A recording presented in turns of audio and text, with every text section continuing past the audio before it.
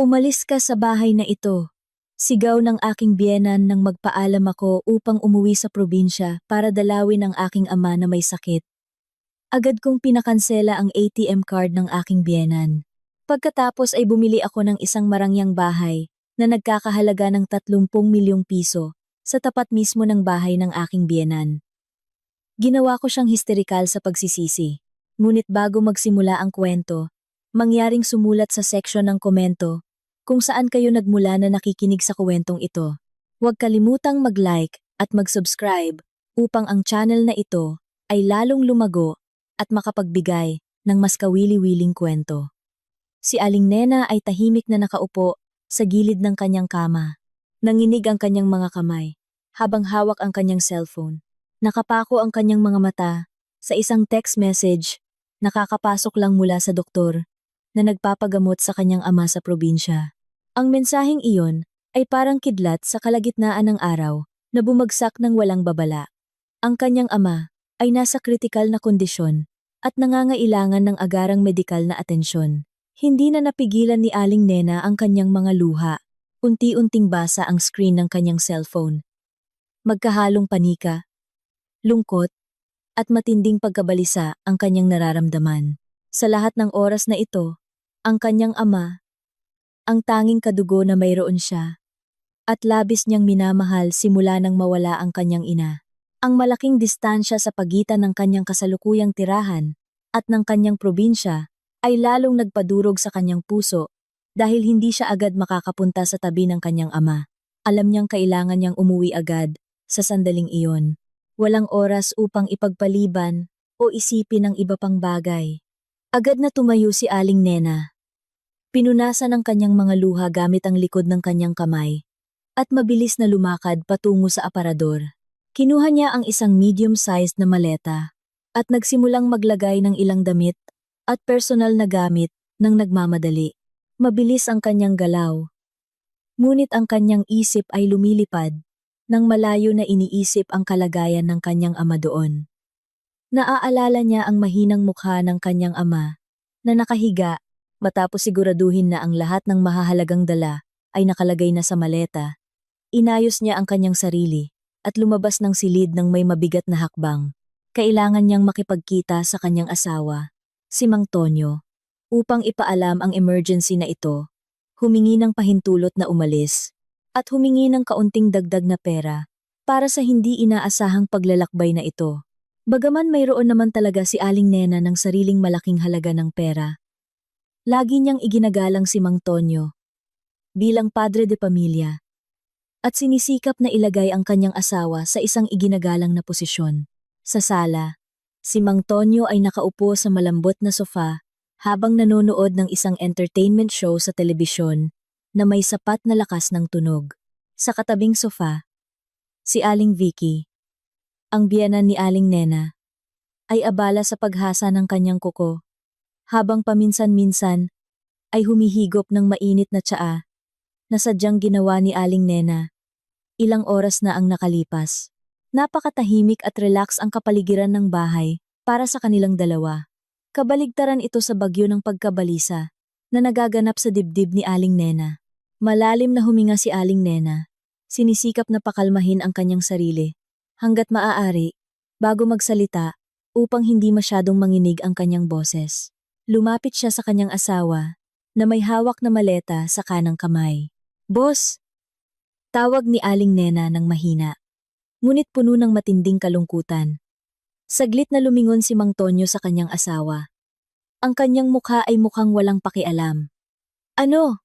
Bakit ka may dalang maleta sa loob ng bahay? Saan ka pupunta biglaan?" Tanong ni Mang Tonyo nang hindi binabago ang kanyang nakaka-relax na posisyon na nakasandal sa likod ng sofa. "Kritikal si Itay, boss. Kakapadala lang ng mensahe sa akin ng doktor mula sa probinsya.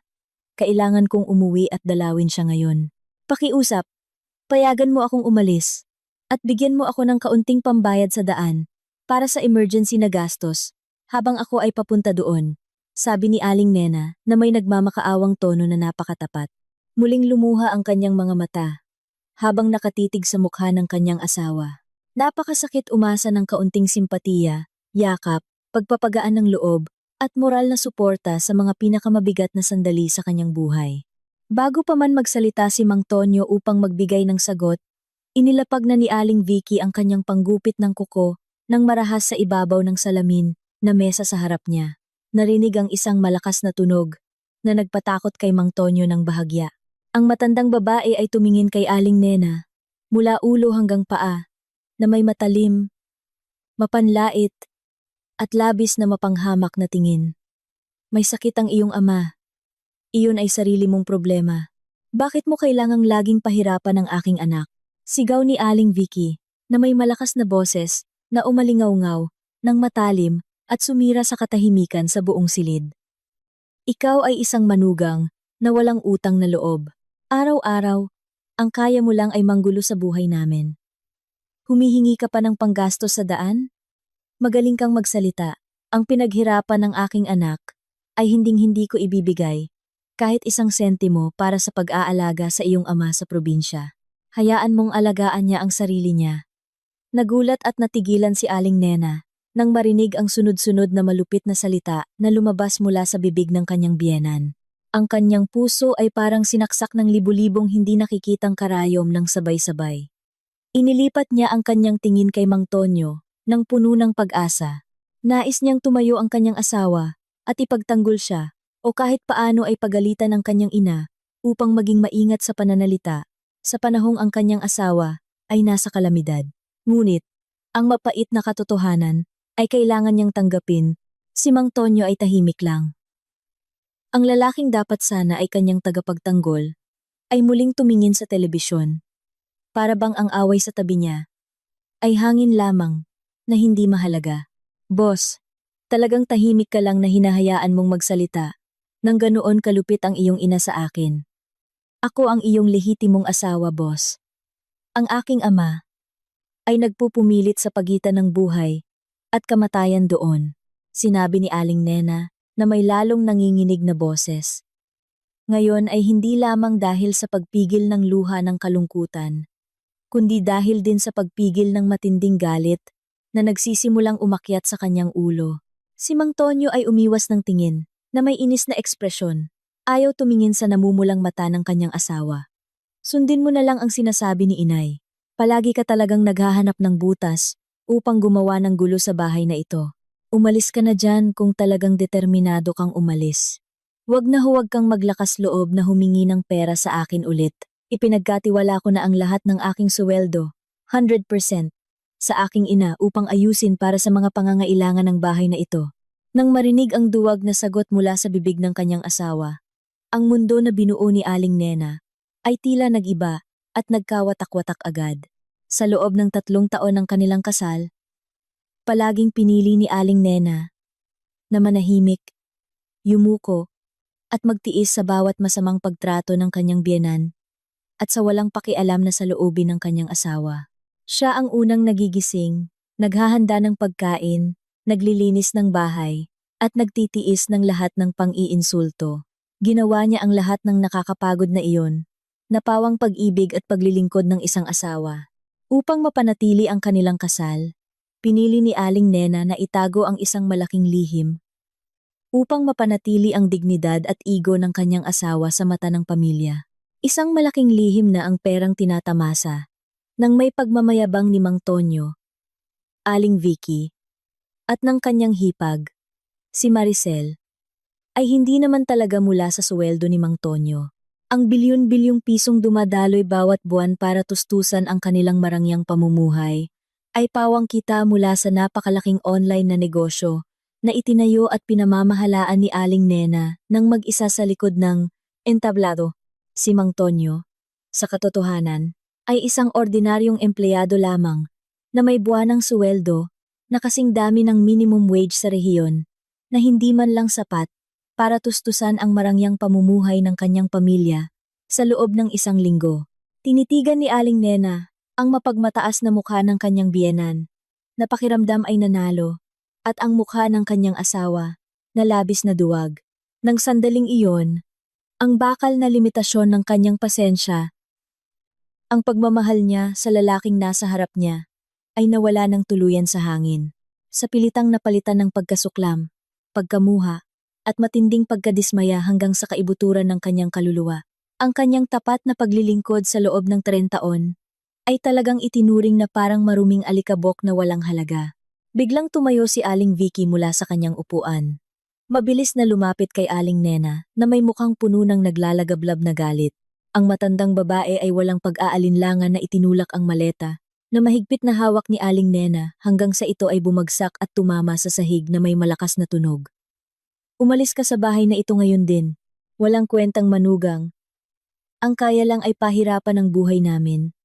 Huwag kang umasa na makakabalik ka pa at makakatapak sa marangyang bahay na ito. Umalis ka na ng malayo at huwag kang maglakas loob. Na lumapit at mamalimos ng pagkain sa amin sa hinaharap, sigaw ni Aling Vicky, habang itinaas ang kanyang kamay. At diretso itong itinuro sa labas ng pinto ng bahay, na may tinging puno ng poot. Hindi marahas na nag-react si Aling Nena. Hindi niya sinagot ang masasakit na pang-iinsulto sa pamamagitan ng masasamang salita o galit na sigaw. Yumuko lang siya, nang dahan-dahan na may napakagandang tindig, kinuha ang hawakan ng kanyang maleta na nahulog sa sahig. Pagkatapos, ay muling itinayo ang kanyang katawan, na may napakatigas na postura. Tinitigan niya ng matalim ang mga mata ni Aling Vicky, at Mang Tonyo nang magkasalitan ng matagal na panahon. Ang kanyang tingin ngayon ay nagbago ng 180 degrees. Wala nang natitirang luha ng kalungkutan. Wala nang pagmamakaawa sa mga mata. Ang natira na lamang ay isang tingin na matalas, na parang punyal na naglalabas ng lamig at lubos na katatagan. Mabuti. Aalis ako ngayon din ayon sa iyong kahilingan, at sisiguraduhin ko sa buong buhay ko. Hinding-hindi ako kahit kailan kailangan mamalimos sa inyo. Sabi ni Aling Nena, na may napakatahimik na boses, ngunit nakasakit sa sinumang nakarinig nito, nang hindi lumilingon. Kahit isang segundo pabalik, mabilis na tinalikuran ni Aling Nena, at lumakad ng buong tatag patungo sa pangunahing pinto. Ang tunog ng gulong ng kanyang maleta, na dumadausdos sa makintab na sahig, ay malakas na umalingaw-ngaw, habang siya ay umaalis sa bahay na puno ng mapait na alaala, kasinungalingan, at pagpapaimbabaw.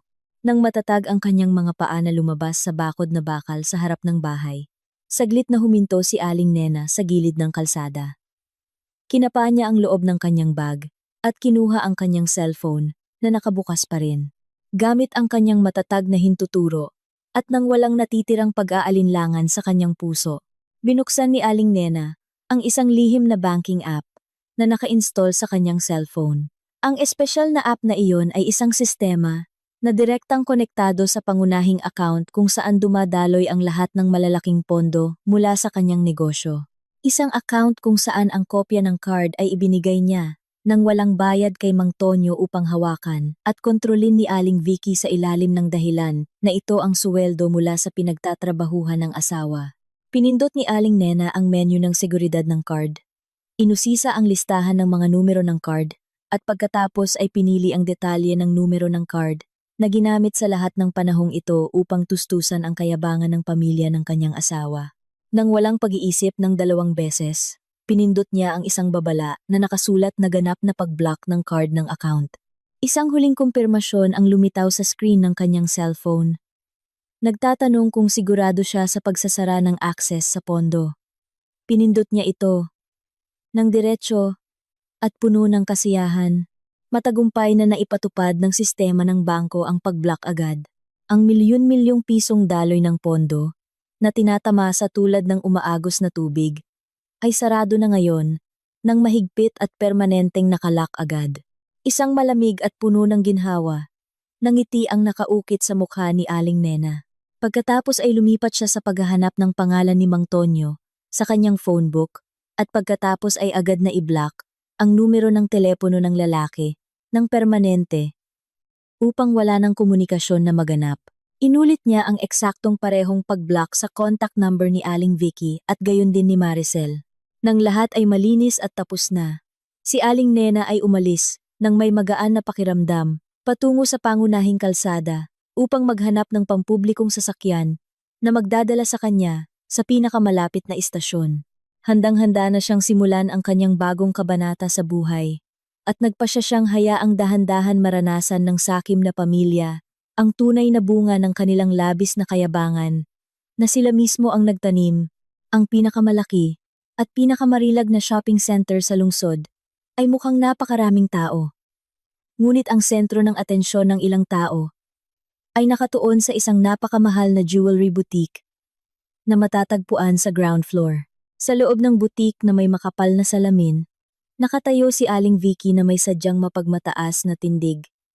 Sa harap mismo ng salamin na display counter, na nagpapakita ng mga hilera ng purong ginto at kumikinang na brilyante. Ipinunto niya ang ilang makapal na kuwintas at malalaking pulseras na may napakakumbinsing utos na para bang pag-aari niya ang buong tindahan. Magalang na nagsilbi ang isang maayos na bihis na empleyado ng boutique na may napakabait na ngiti, agad na kinuha ang mga mamahaling alahas na hinihingi at maingat na inilagay ang mga ito sa isang espesyal na tray na may itim na velvet lining. Sinubukan ni Aling Vicky ang isang buong brilyante na kuwintas na pinaniniwala ang nagkakahalaga ng katumbas ng isang simpleng bahay sa labas ng lungsod, at pagkatapos ay buong pagmamalaki siyang tumingin sa sarili sa malaking salamin na nakadikit sa dingding. Nakontento siya sa refleksyon ng kanyang sarili. Sa kanyang mababaw na isip, pakiramdam niya ay naging siya ang pinakarespetado, pinakaiginagalang, at pinakamayamang babae sa buong lungsod. Dahil lang sa pakiramdam niya na mayroon siyang napakagaling at matagumpay na anak na lalaki tulad ni Mang Tonyo. Hindi niya man lang pinansin ang katotohanan na ang kanyang manugang ay kakagaling lang niyang pinalayas na may sirang-sira ang puso, ilang oras na ang nakakaraan.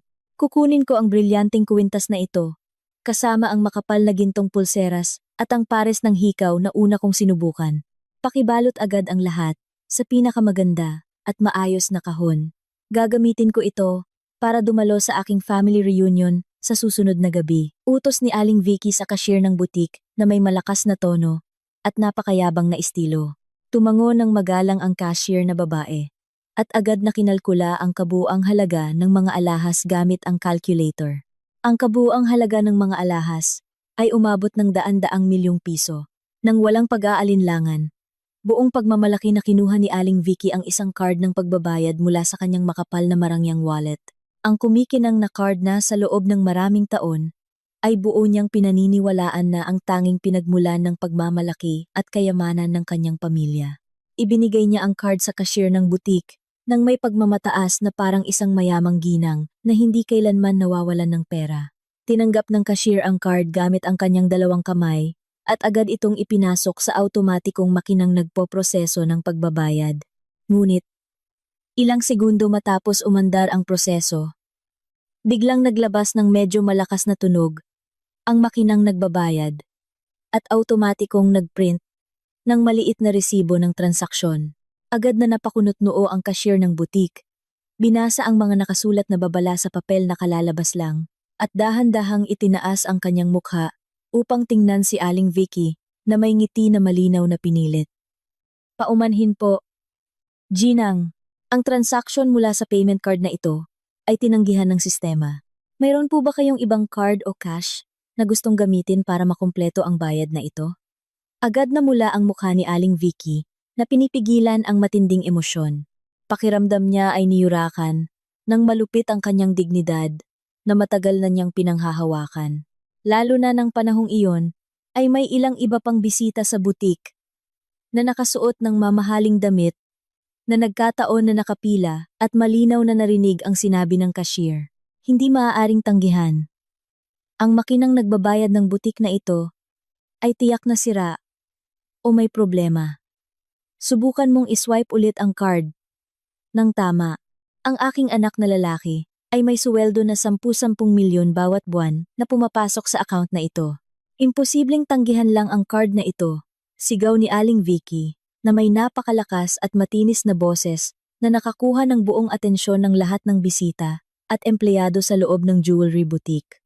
Bumuntong hininga ang cashier. Sinusubukan na maunawaan ang pag-uugali ng kanyang customer at balak na ulitin ang proseso ng pagbabayad upang palamigin ang galit ng matandang babae sa harap niya. Kinuha niya ang card at muling inswipe ito sa makina. Nang maingat, Tinitiyak na walang teknikal na pagkakamali sa kanyang bahagi. Ngunit pareho pa rin ang lumabas na resulta tulad ng dati. Ang pagtanggi mula sa sistema ay muling lumabas mula sa siwang ng makina na may parehong nakasulat. Muli po akong humihingi ng paumanhin, ginang. Patuloy na tinanggihan ang transaksyon ng sentral na bangko. Malinaw na sinasabi ng aming sistema na ang banking card na ito ay permanenteng hinarangan ng may-ari. Talagang hindi namin maproseso ang iyong pagbabayad sa pamimili ngayon. Paliwanag ng cashier na ang tono ng boses ay nagsisikap pa ring mapanatili ang paggalang. Bagaman ang tingin ng kanyang mga mata ay nagsimula ng magpakita ng matinding pagdududa at pag-aalinlangan sa tunay na katayuan ng kayamanan ni Aling Vicky. Nang marinig ang magic word na blocked mula sa bibig ng cashier, naramdaman ni Aling Vicky na huminto ang tibok ng kanyang puso sandali.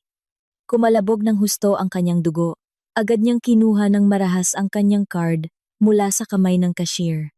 Ang labis na hiya ay mabilis na kumalat sa lahat ng ugat ng kanyang katawan nang magsimula siyang mapansin ang mapanlait, mapanghamak na tingin at bulungan ng pagkutya mula sa iba pang nagkaka-crowd na mga customer na nakasaksi sa nakakahiyang pangyayari na iyon nang malapitan.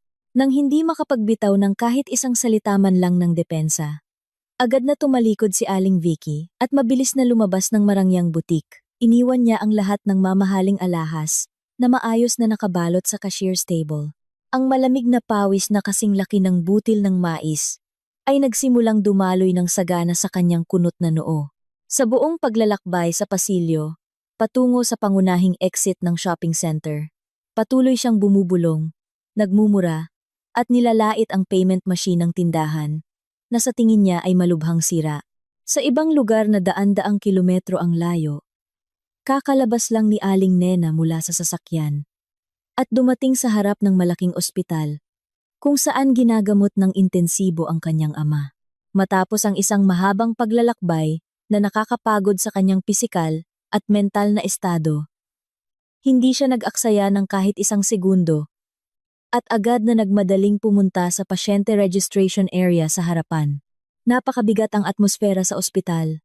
Malakas na umaalingaw-ngaw ang amoy ng antiseptic solution at gamot sa hangin. Lumapit si Aling Nena sa registration desk na medyo kinakapos ng hininga dahil sa sobrang bilis ng paglalakad. Ate nurse, ako ang kadugo ng matandang pasyente. Nakakapasok lang kaninang umaga na nasa kritikal na kondisyon. Pakiusap, agad na ibigay ang pinakamagandang first-class private room na may pinakakumpletong pasilidad, hiwalay sa ibang pasyente, at may pinakakumpletong kagamitan. Pakiusap, agad na isagawa ang pinakamahusay na espesyalistang medikal na paggamot na talagang kinakailangan upang mailigtas ang buhay ng aking ama. Ang lahat ng detalye ng bayarin ay babayaran ko ng cash ngayon din. Pakiusap, ibigay ninyo sa akin ang mga dokumento ng bayad ngayon, sabi ni Aling Nena, na may napakalinaw, kalmado, at matatag na boses sa nurse na naka-duty sa administration desk. Agad na sinuri ng registration nurse ang data ng pasyente sa computer system at tumango bilang pag-unawa. Matapos ang pagprint ng mga detalye ng paunang gastos sa paggamot na napakalaki at kailangang bayaran agad sa simula ng paggamot, kalmadong kinuha ni Aling Nena ang isa pa niyang banking card mula sa kanyang wallet. Ang espesyal na card na iyon ay isang personal na card na direktang konektado sa pangunahing account ng kanyang kumpanya, kung saan ang presensya at halaga ng nilalaman ay hindi kailanman nalaman ni Mang Tonyo o ng kanyang sakim na pamilya. Ang proseso ng transaksyon sa pagbabayad ng ospital ay pinroseso ng nurse nang napakabilis ng walang anumang balakid ng pagtanggi. Matapos maayos ang lahat ng komplikadong administratibo at pagbabayad, sa wakas ay nabigyan si Aling Nena ng espesyal na access upang makapasok sa intensive care unit kung saan naroroon ang kanyang ama. Nang makita niya ang kanyang minamahal na ama, na nakahiga ng mahina, walang magawa, na may iba't ibang tubo, at life support equipment, na mahigpit na nakakabit sa kanyang mahinang katawan, muling bumagsak ang emosyonal na depensa ni Aling Nena. Umiyak siya ng tahimik at nakakasakit, habang mahigpit na hawak ang malamig na kamay ng kanyang ama. Sa kaibuturan ng kanyang puso, nangako si Aling Nena ng isang banal na pangako na gagamitin niya ang lahat ng kanyang lakas at gagawin ang lahat ng posible para sa paggaling ng kanyang ama. At sumumpa siyang hinding-hindi na niya papayagan ang sino man sa mundong ito na yurakan ang kanilang dignidad. Samantala, napakagulo ng sitwasyon sa parking lot ng shopping center. Si Aling Vicky ay balisa na nakaupo sa loob ng isang naghihintay na taxi. Nanginig ng husto ang kanyang mga kamay habang hawak ang kanyang cellphone. Nagmamadali niyang pinindot ang boto ng tawag upang agad na tawagan ang numero ni Mang Tonyo. Nang masagot ang tawag at sagutin ng kanyang anak, agad na humagulgol si Aling Vicky nang napakalakas. Mang Tonyo, paano ka ba talaga nagtatrabaho? Bakit biglang hindi magamit ang iyong suweldo? Napahiya ako ngayon. Mang Tonyo, pinagtatawanan at iniinsulto ako ng maraming mayayaman sa loob ng jewelry boutique dahil sa card na ito na tinanggihan ng makina at sinabing na block. Huwag kang maglakas loob na maglaro sa iyong sariling suweldo. Bilisan mo at pumunta ka sa bangko ngayon at ayusin mo ang lahat hanggang sa matapos. Sigaw ni Aling Vicky na inilalabas ang kanyang inis. Nang hindi nagbibigay ng pagkakataon kay Mang Tonyo na intindihin ang kanyang mga salita, lalo na ang sumagot. Sa kabilang linya ng telepono, si Mang Tonyo na nagpapahinga sa sofa sa bahay ay labis na nalito at nagulat nang marinig ang galit ng kanyang ina. Na-block? Paano po naging ganoon, ma? Imposible po iyon. Ang banking card na iyon ay dati nang ginagamit ng walang problema. Subukan ninyo po munang kumalma para masuri ko ang balanse at status ng account sa banking app sa aking telepono. Mabilis na pinutol ni Mang Tonyo ang tawag ng kanyang ina at binuksan ang banking app na naka-install sa kanyang cellphone. Ngunit laking gulat ni Mang Tonyo nang subukan niyang ipasok ang password upang makapasok sa pangunahing menu ng app. Ang access ng user ay tinanggihan ng sistema. Biglang nagpakita ang screen ng kanyang cellphone ng isang babala na nagpapahayag na ang pangunahing account number at lahat ng konektadong card ay tuluyang na-deactivate ng may-ari ng account. Naramdaman ni Mang Tonyo na umiikot ang kanyang ulo at biglang nagdilim ang kanyang paningin. Sa sandaling iyon, ang kanyang katinuan ay parang sa pilitang pinagtatrabaho ng husto. At natanto niya ang isang napakahalaga, kritikal, at matagal na niyang binaliwala para sa kanyang ego. Ang account na naglalaman ng bilyon-bilyong piso ay buong nakarehistro sa pangalan ni Aling Nena. Si Mang Tonyo sa lahat ng oras na ito ay binigyan lamang ng pangalawang access upang magamit ang card at subaybayan ang paggalaw ng balanse. Dahil sa loob ng maraming taon, ang daloy ng pera ay palaging pumapasok ng walang tigil at si Aling Nena ay isang asawa na palaging masunurin at hindi kailanman nagreklamo. Naging masyadong kampante si Mang Tonyo at nakalimutan ang mapait na katotohanan na ang buong kontrol ng kapangyarihan sa kayamanan na iyon ay ganap na nasa kamay ng kanyang asawa. Nang may nanginginig na mga kamay at malamig na pawis na nagsisimulang bumasa sa buong likod niya. Kinakabahan na tinawagan ni Mang Tonyo ang numero ni Aling Nena. Napakasakit umasa na ang lahat ng kaguluhan na ito ay isang pagkakamali lamang ng sistema ng bangko o isang maling pagkakaintindihan lamang na maaaring maresolba sa pamamagitan ng matamis na panunuyo.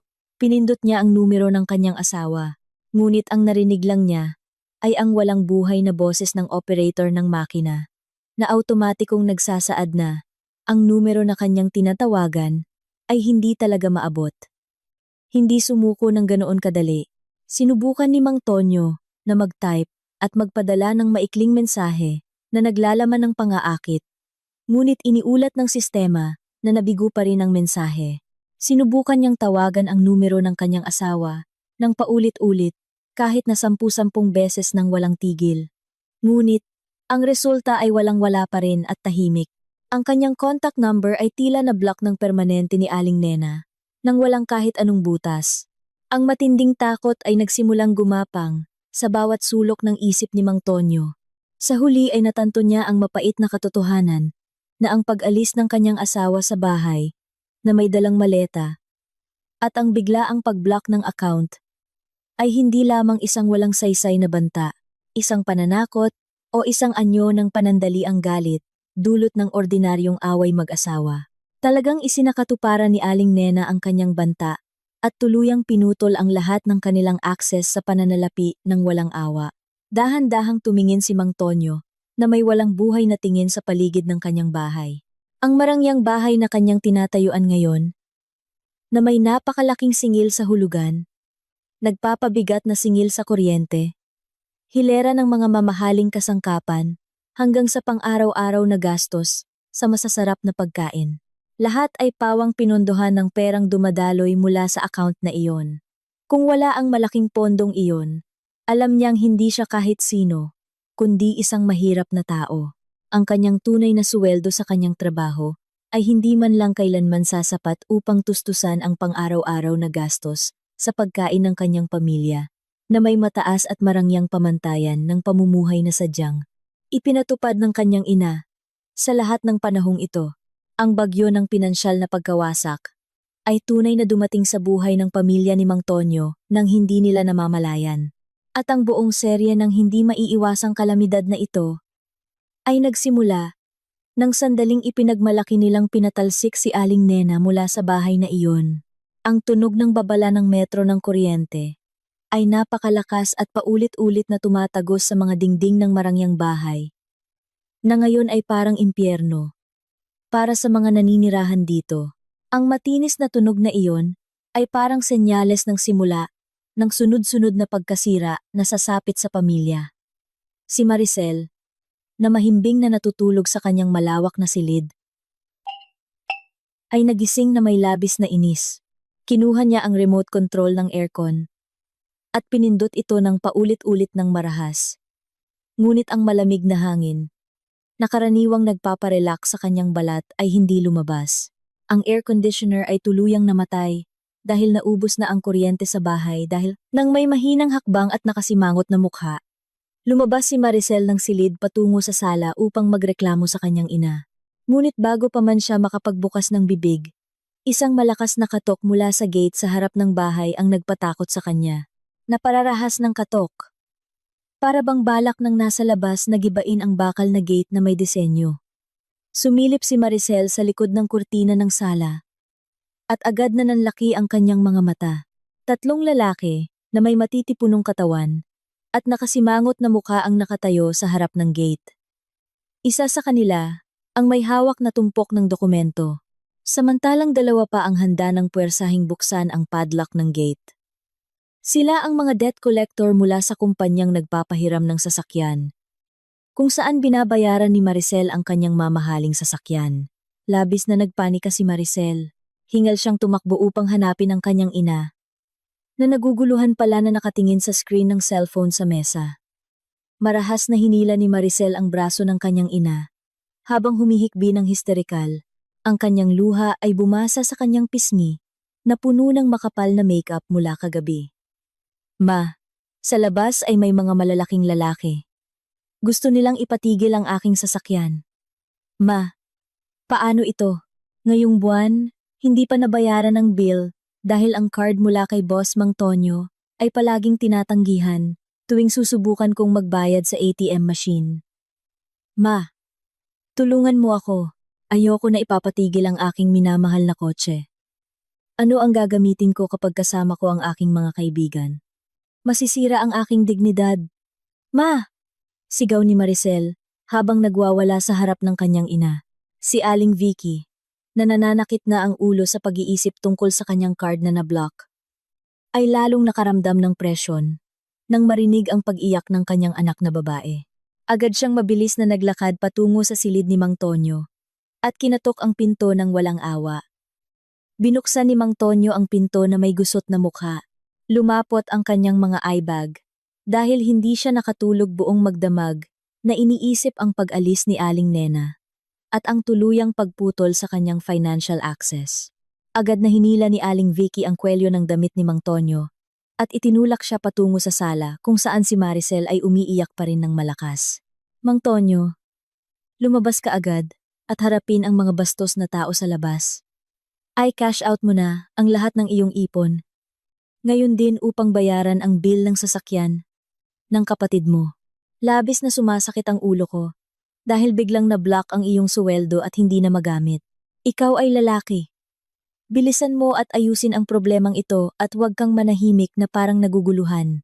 Kung makita ng kapitbahay na kinukuha ang sasakyan ni Maricel, saan namin ilalagay ang mukha ng aming pamilya? Sigaw ni Aling Vicky, na may matinis na boses. Lumabas ang mga ugat sa kanyang leeg, na pinipigilan ang galit at pagkabalisa na naghalo.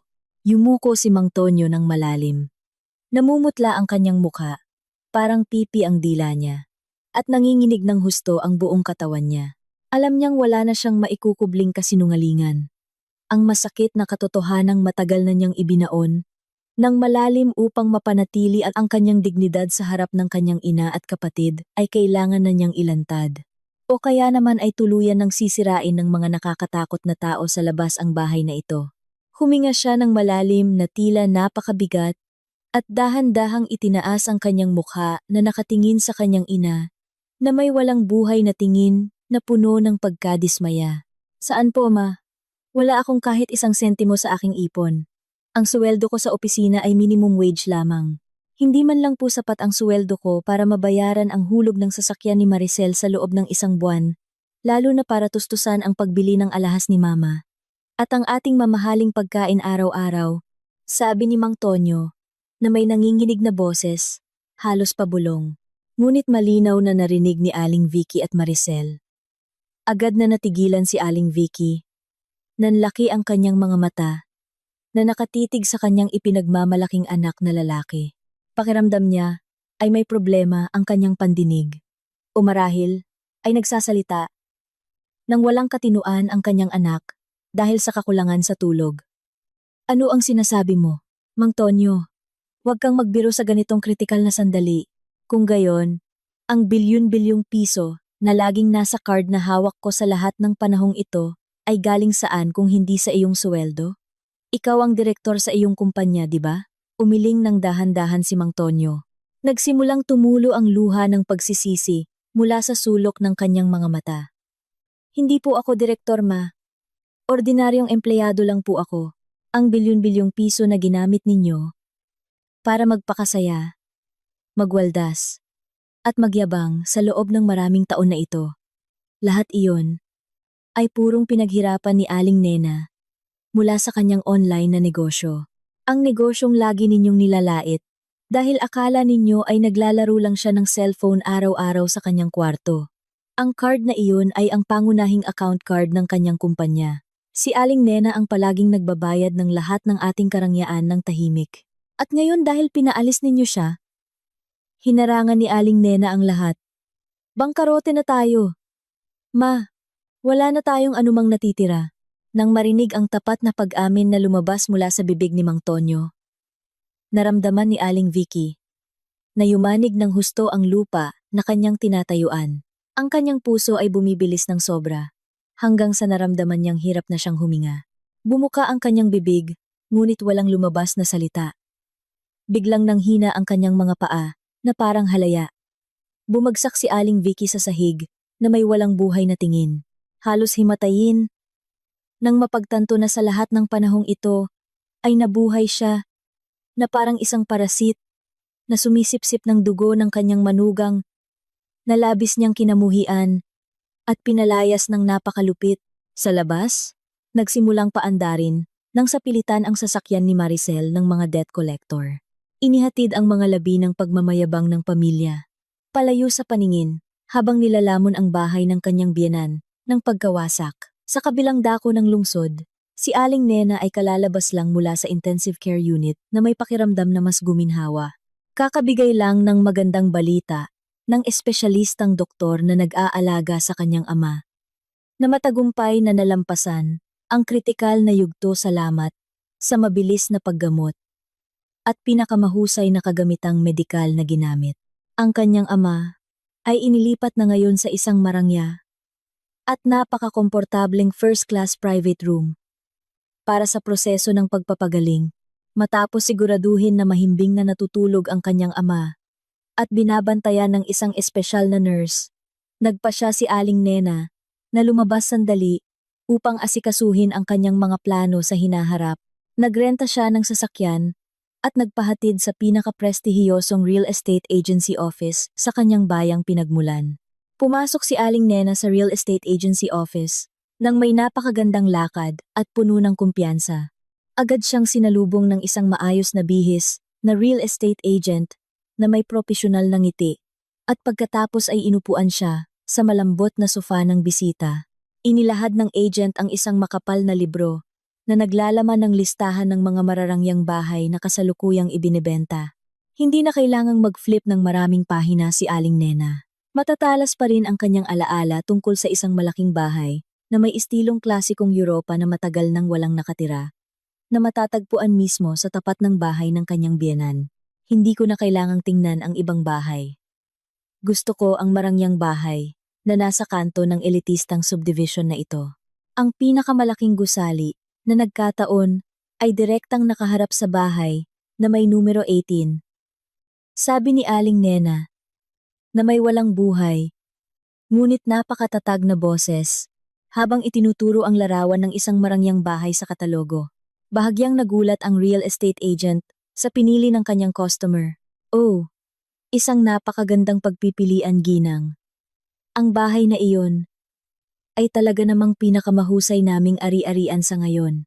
Napakakumpleto ng mga pasilidad nito, malawak ang bakuran, at ang kalidad ng konstruksyon ay nangunguna. Ngunit, paumanhin po muna, napakataas ng presyo ng bahay na iyon. Umaabot sa 30 milyong piso. Nais po ba ninyong tulungan namin kayong ayusin ang loan scheme sa bangko? Bahagyang ngumiti si Aling Nena. Isang ngiti na naglalabas ng ganap na kapangyarihan na hindi matatalo ng sinuman. Inilabas niya ang kanyang identification card at inilapag ito sa salamin na mesa. Hindi na kailangang abalahin pa ang bangko. Kukunin ko ang bahay na ito ngayon din. Pakihanda ang lahat ng kasunduan sa pagbili at pagbebenta ngayon. Ililipat ko ang pera ng cash na 30 milyong piso ngayon din. Gusto kong nasa kamay ko na ang susi ng bahay bago lumubog ang araw. Nanlaki ang mata ng real estate agent na hindi makapaniwala.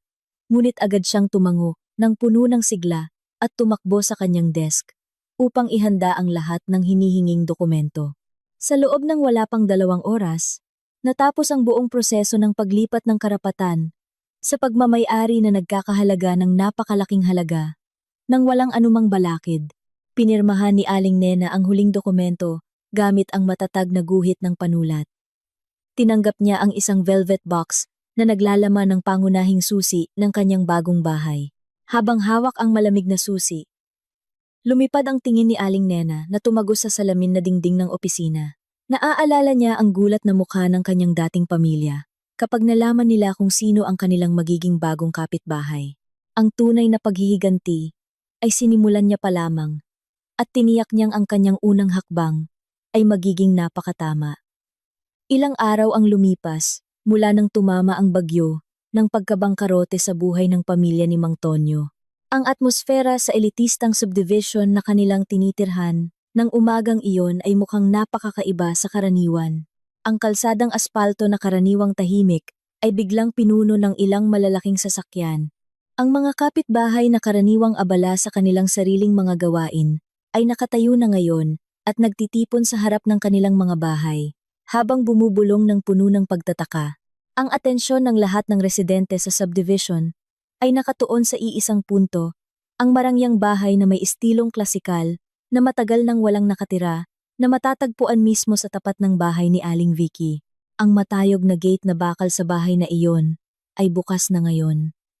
Isang napakalaking truck na nagdadala ng iba't ibang dekalidad na imported na kasangkapan sa bahay, ang mukhang nagbababa ng karga sa harap na bakuran.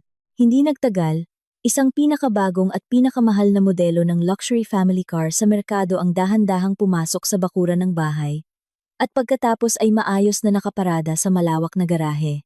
Ang kaguluhan sa labas ay hindi nakaligtas sa atensyon ng mga residente ng bahay na may numero 18. Si Maricel, na simula nang ipatigil ang kanyang sasakyan, ay naging napakasensitibo at madaling magalit, ay nakatayo sa likod ng kurtina, sa ikalawang palapag ng kanyang silid. Bahagyang itinabi niya ang kurtina, at sumilip sa kabilang kalye, na may tinging puno ng inggit at pagkamangha. Napakainit at namumula ang hangin sa kanyang silid dahil patay pa rin ang kuryente, kaya patuloy na bumabasa ng pawis ang kanyang leeg. Pinaypayan niya ang kanyang mukha ng isang lumang magasin habang patuloy na minamanmanan ang paglilipat ng gamit ng bagong kapitbahay. Ang kanyang isip na laging puno ng mga bagay na materyal ay nagsimulang gumawa ng iba't ibang tusong plano. Ma, bilisan mo at umakyat ka rito at tingnan mo sa kabilang kalsada. Sigaw ni Maricel na tinatawag ang kanyang ina na nakaupo ng mahina sa madilim na silid kainan.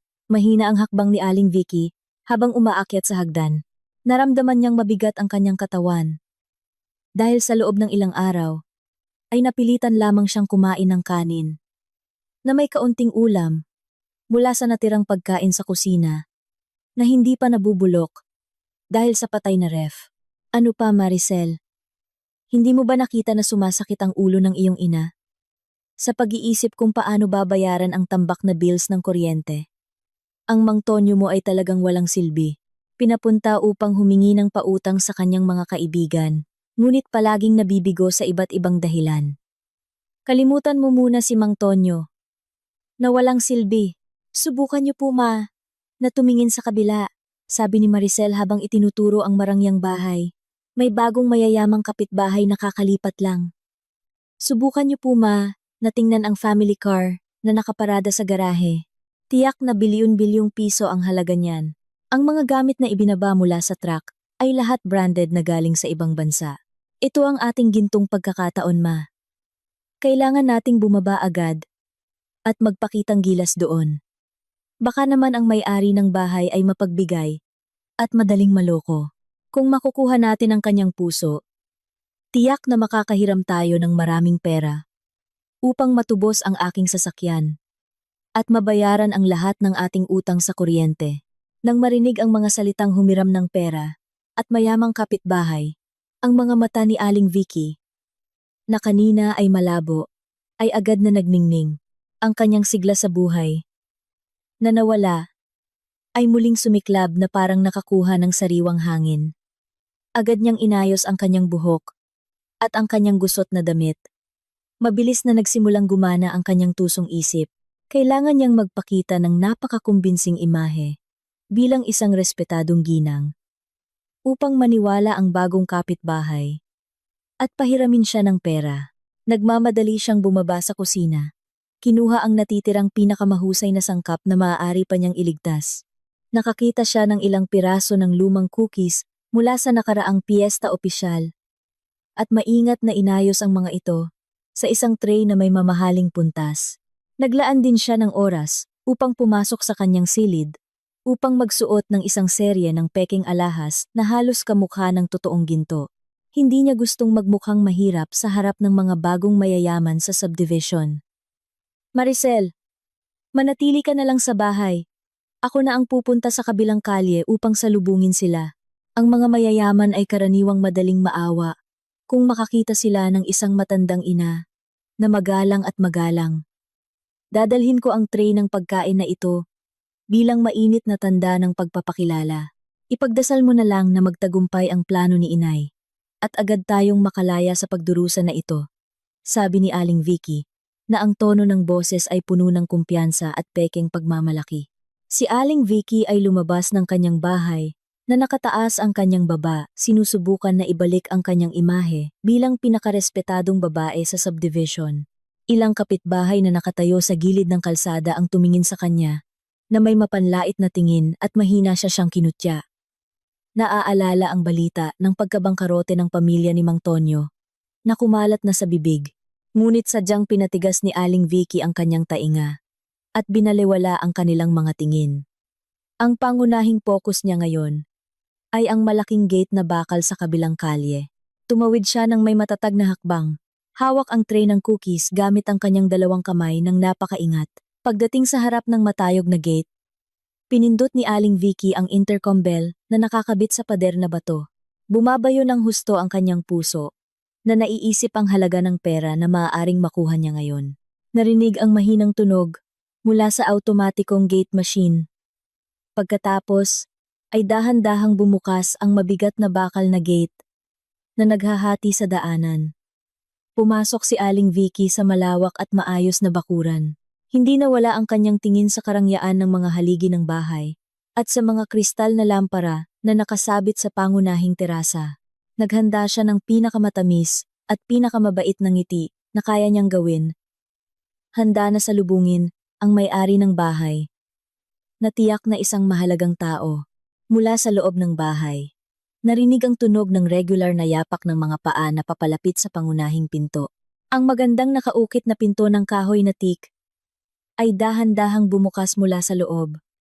Umusad si Aling Vicky. Lumapad ang ngiti sa kanyang labi hanggang sa makita ang kanyang ngipin. Magandang umaga, kapitbahay ba? Agad na naputol ang matamis na pagbati sa lalamunan ni Aling Vicky. Nanlaki ang kanyang mga mata hanggang sa halos lumabas mula sa kanyang mga takip mata. Ang lahat ng daloy ng dugo sa kanyang katawan ay tila huminto sa pagdaloy agad. Ang kanyang mga paa ay natigilan sa marmol na sahig ng terasa ng bahay. Ang pekeng ngiti sa kanyang mukha ay nawala at nagbago sa isang napaka-terror na ekspresyon. Ang figura na lumabas mula sa likod ng pinto ng kahoy na teak ay hindi isang dayuhang negosyante o isang mayamang opisyal tulad ng nasa kanyang imahinasyon. Ang figura na iyon ay isang babae na lubos niyang kilala. Isang babae na kamakailan lang niya sinigawan, pinahiya niya ng husto at pinalaya sa sariling bahay na parang nagtatapon ng basura. Ang babae ay nakatayo ng napakagandang tindig, nakasuot ng damit ng isang sikat na designer na ang tahi ay mukhang napaka-perpekto na bumabalot sa kanyang katawan. Pinagsamahan ng mga eleganteng alahas na bumagay ng napakaganda, ang aura ng dignidad at kapangyarihan ay malakas na lumalabas mula sa bawat pulgada ng kanyang hitsura. Matalas ang kanyang mga mata, malamig, at tumatagos diretso sa kaibuturan ng kaluluwa ni Aling Vicky. Ang tray na naglalaman ng cookies na mahigpit na hawak ni Aling Vicky ay nalaglag na lamang mula sa kanyang mga kamay, na biglang namanhid. Ang tray ay bumagsak sa marmol na sahig na may napakalakas na tunog. Nagkalat ang mga mumo ng cookies sa lahat ng direksyon. Nanginginig ng husto ang bibig ni Aling Vicky. Sinusubukang bumuo ng mga salita, ngunit tunog lang ng takot na paghinga ang lumabas. Ngumiti ng may ngisi ang babae sa harap niya. Isang eleganteng ngiti na nagpapahiwatig ng ganap na tagumpay. Iyon ay si Aling Nena, ang bagong pinuno sa komunidad, na ngayon ay nakatayo at pinagmamasdan nang may paghamak ang kanyang dating biyenan, na dumating na may layuning mamalimos ng awa sa kanya. Tinitigan ni Aling Vicky ang figura sa harap niya ng hingal.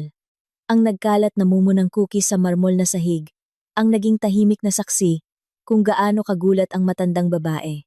Ang kanyang katinuan ay tumanggi sa katotohanan na nakikita niya sa kanyang mga mata. Ang manugang na sa lahat ng panahong ito ay itinuring niyang pasanin, parasito, at mahirap na walang anumang pag-aari, ay nakatayo na ngayon sa harap niya, na nababalutan ng karangyaan, na hindi man lang niya naisip na makakaya niya, lalo na ang bilhin. Ang labis na hiya, pagmamataas, at pagkalito ang nagtulak ng paglaban sa isip ni Aling Vicky. Ayaw niyang magmukhang talunan sa harap ng kanyang dating manugang. Ayaw niyang aminin na nagkamali siya sa paghusga sa isang tao sa loob ng maraming taon. Sa natitirang lakas at boses na sadyang pinalakas upang itago ang kanyang panginginig, itinaas niya ang kanyang kanang kamay at itinuro mismo ang mukha ni Aling Nena. Aling Nena, kaya ikaw ay nagpakamababang uri at naging kabit ng isang sugar daddy matapos kang paalisin sa bahay. Walang hiyang babae. Hindi nakapagtataka na naglakas loob kang umupa ng marangyang bahay na ito para ipagmalaki ang iyong iligal na yaman. Lumalabas na ipinagbili mo ang iyong dignidad sa isang sugar daddy sa labas matapos kang paalisin ng aking pamilya. Akusa ni Aling Vicky, na may nanginginig na boses, na may halong galit, at tingin na puno ng inggit. Ang kanyang matinis na boses ay mabilis na nakakuha ng atensyon ng mga kapitbahay na kanina pa nakatayo sa gilid ng kalsada upang tingnan ang kanilang bagong kapitbahay. Isa-isang lumapit ang mga kapitbahay sa gate ng bahay ni Aling Nena. Nagtataka sa biglaang nangyaring kaguluhan Hindi man lang nagpadala sa emosyon si Aling Nena nang marinig ang murang at labis na mapanghamak na akusasyon. Sa halip na magalit o umiyak, tulad ng dati niyang ginagawa kapag inaapi, mahina lang tumawa si Aling Nena. Napaka-eleganting pakinggan ng kanyang tawa, kalmado, at naglalabas ng ganap na kapangyarihan na nagpapahina ng loob ng sinumang makarinig. Umusad siya ng isang hakbang, matalim na nakatitig sa mga mata ng kanyang dating biyenan. Ingatan mo ang iyong pananalita. Ang iyong bibig ay kasing lason pa rin ng dati. Ngunit, sa kasamaang palad, ang katotohanan ay hinding-hindi pumanig sa kasinungalingan na nilikha mo sa iyong sariling ulo. Hindi ako umupa ng bahay na ito. At tiyak na hindi ako naging kabit ng sinuman. Ako ang legal na may-ari ng 30 milyong pisong gusaling ito. Kasama ang lahat ng nilalaman nito. Malinaw na nakasulat ang titulo ng pagmamay-ari sa pangalan ko. At binili ko ito ng cash. Sa pamamagitan ng aking sariling pawis. Na sa lahat ng panahong ito, ay inyong tinatamasa ng sakim. Sabi ni Aling Nena, na may walang buhay na tono ng boses. Ngunit kasing talim ng labaha ang kanyang salita, na sumugat sa pagmamataas ni Aling Vicky hanggang sa wala na itong natira. Nang marinig ang lumalaking gulo sa kabilang kalye, si Mang Tonyo na nagngingit-ngit sa loob ng bahay ay nagpa siya na lumabas. Naglakad siya sa kalsadang aspalto, nang may mahinang hakbang. Ngunit, biglang natigilan ang kanyang mga paa, nang dumaan siya sa malaking gate na iyon at makita kung sino ang babaeng kaharap ng kanyang ina. Pakiramdam ni Mang Tonyo, ay huminto ang tibok ng kanyang puso sandali. Nanlaki ang kanyang mga mata, habang nakatitig sa figura ng kanyang asawa, na ngayon ay mukhang napakaklas at napakaiba sa figura ng masunuring babae na palagi niyang binabalewala sa bahay. Lumingon si Aling Nena sa pinagmulan ng tunog ng mga yabag at ngumiti ng may ngisi nang makita si Mang Tonyo. Ang oras na kanyang pinakahihintay ay sa wakas dumating na. Tinalikuran sandali ni Aling Nena ang kanyang sarili. Nagbigay ng senyales sa kanyang personal na assistant na kanina pa nakatayo ng alerto sa loob ng bahay. Lumapit ang assistant at ibinigay kay Aling Nena ang isang makapal na madilim na folder. Nang may napakatahimik na hakbang, lumapit si Aling Nena kay Mang Tonyo na nakatayo pa rin na parang tanga sa bakuran ng kanyang bahay. Nang hindi nagsasalita ng anumang pambungad na salita, itinaas ni Aling Nena ang makapal na folder at itinapon ito nang medyo malakas sa dibdib ni Mang Tonyo. Nagulat ang lalaki at kusang loob na nahawakan ang folder upang hindi ito bumagsak sa lupa. Yumuko siya upang tingnan ang harap ng folder at binasa ang malaking nakasulat doon. Iyon ay ang opisyal na dokumento ng petisyon para sa annulment na nairehistro na sa Korte ng Pamilya. Iyan ang ating petisyon para sa annulment, Mang Tonyo. Sinigurado ko na wala kang makukuha kahit isang sentimo mula sa yaman na pag-aari ko. Dahil sa simula pa lang, ay wala ka namang naiaambag, maliban sa pagbibigay ng kasinungalingan sa iyong pamilya. Sabi ni Aling Nena, na may malakas na boses na umalingaw-ngaw sa buong bakuran ng bahay. Pagkatapos ay umikot si Aling Nena. Tiningnan ang kumpol ng mga kapitbahay, na ngayon ay nakatayo na malapit sa gate, nakamasid sa drama ng pamilya na may malawak na mga mata. Malalim na huminga si Aling Nena. Handa ng ilantad ang pinakamalaking lihim na matagal nang itinago ni Mang Tonyo. At sa inyong lahat, mga kagalang-galang na kapitbahay, makinig kayong mabuti. Sa lahat ng panahong ito, marahil ay akala ninyo na ang pamilya sa kabilang kalye ay mayaman at matagumpay salamat sa kanilang anak na lalaki. Upang malaman ninyo ang katotohanan ngayon, ang bilyon-bilyong piso na ginagamit ng pamilyang ito para magyabang, bumili ng alahas, bumili ng mamahaling sasakyan, at manliit sa ibang tao, sa loob ng huling 3 taon, ay purong 100% pinaghirapan ko mula sa online na negosyo na itinayo ko ng mag-isa. Si Mang Tonyo ay isang malaking sinungaling na gumamit ng aking yaman upang itago ang katotohanan na ang kanyang suweldo sa opisina ay minimum wage lamang. Pinalayas nila ako habang kritikal ang aking ama sa ospital. At ngayon, pinutol ko na ang daloy ng pondo habang buhay. Sigaw ni Aling Nena na ibinunyag ang lahat ng katotohanan ng buong katatagan nang walang kahit anong pag-aalinlangan. Biglang natahimik ang paligid sa loob ng ilang segundo, bago tuluyang sumabog ang mga bulong at malakas na pagkutya mula sa kumpol ng mga kapitbahay. Ang mga mapanlait, mapanukso, at puno ng pagkasuklam na tingin, ay ngayon ay ganap na nakatuon kina Aling Vicky at Mang Tonyo. Ilang ina na kapitbahay pa nga ang hayagang nanuya sa pag-uugali ni Aling Vicky, na sa lahat ng panahong ito ay palaging ipinagmamalaki ang kanyang kayamanan. Sa bawat pagtitipon ng mga residente, natigilan si Aling Vicky na parang isang buhay na estatwa. Ang kanyang mukha ay namumutla, na tila walang dugo na dumadaloy. Ang kahihiyan na kanyang tinatanggap ngayon ay milyon-milyong beses na mas masakit kaysa sa panahong tinanggihan siya ng cashier sa jewelry boutique noon. Yumuko siya ng malungkot, hindi naglakas loob, na itaas ang kanyang mukha upang tingnan ang sinuman.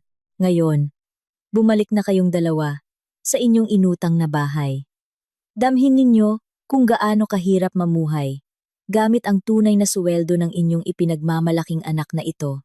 Huwag na huwag kayong maglakas loob na magpakita pa sa harap ng aking bahay pagtatapos ni Aling Nena sa kanyang mga salita. Tumalikod siya at pumasok sa kanyang malamig na marangyang bahay. Iniwan niya sina Mang Tonyo at Aling Vicky na nadurog sa kahihiyan sa ilalim ng matinding sikat ng araw.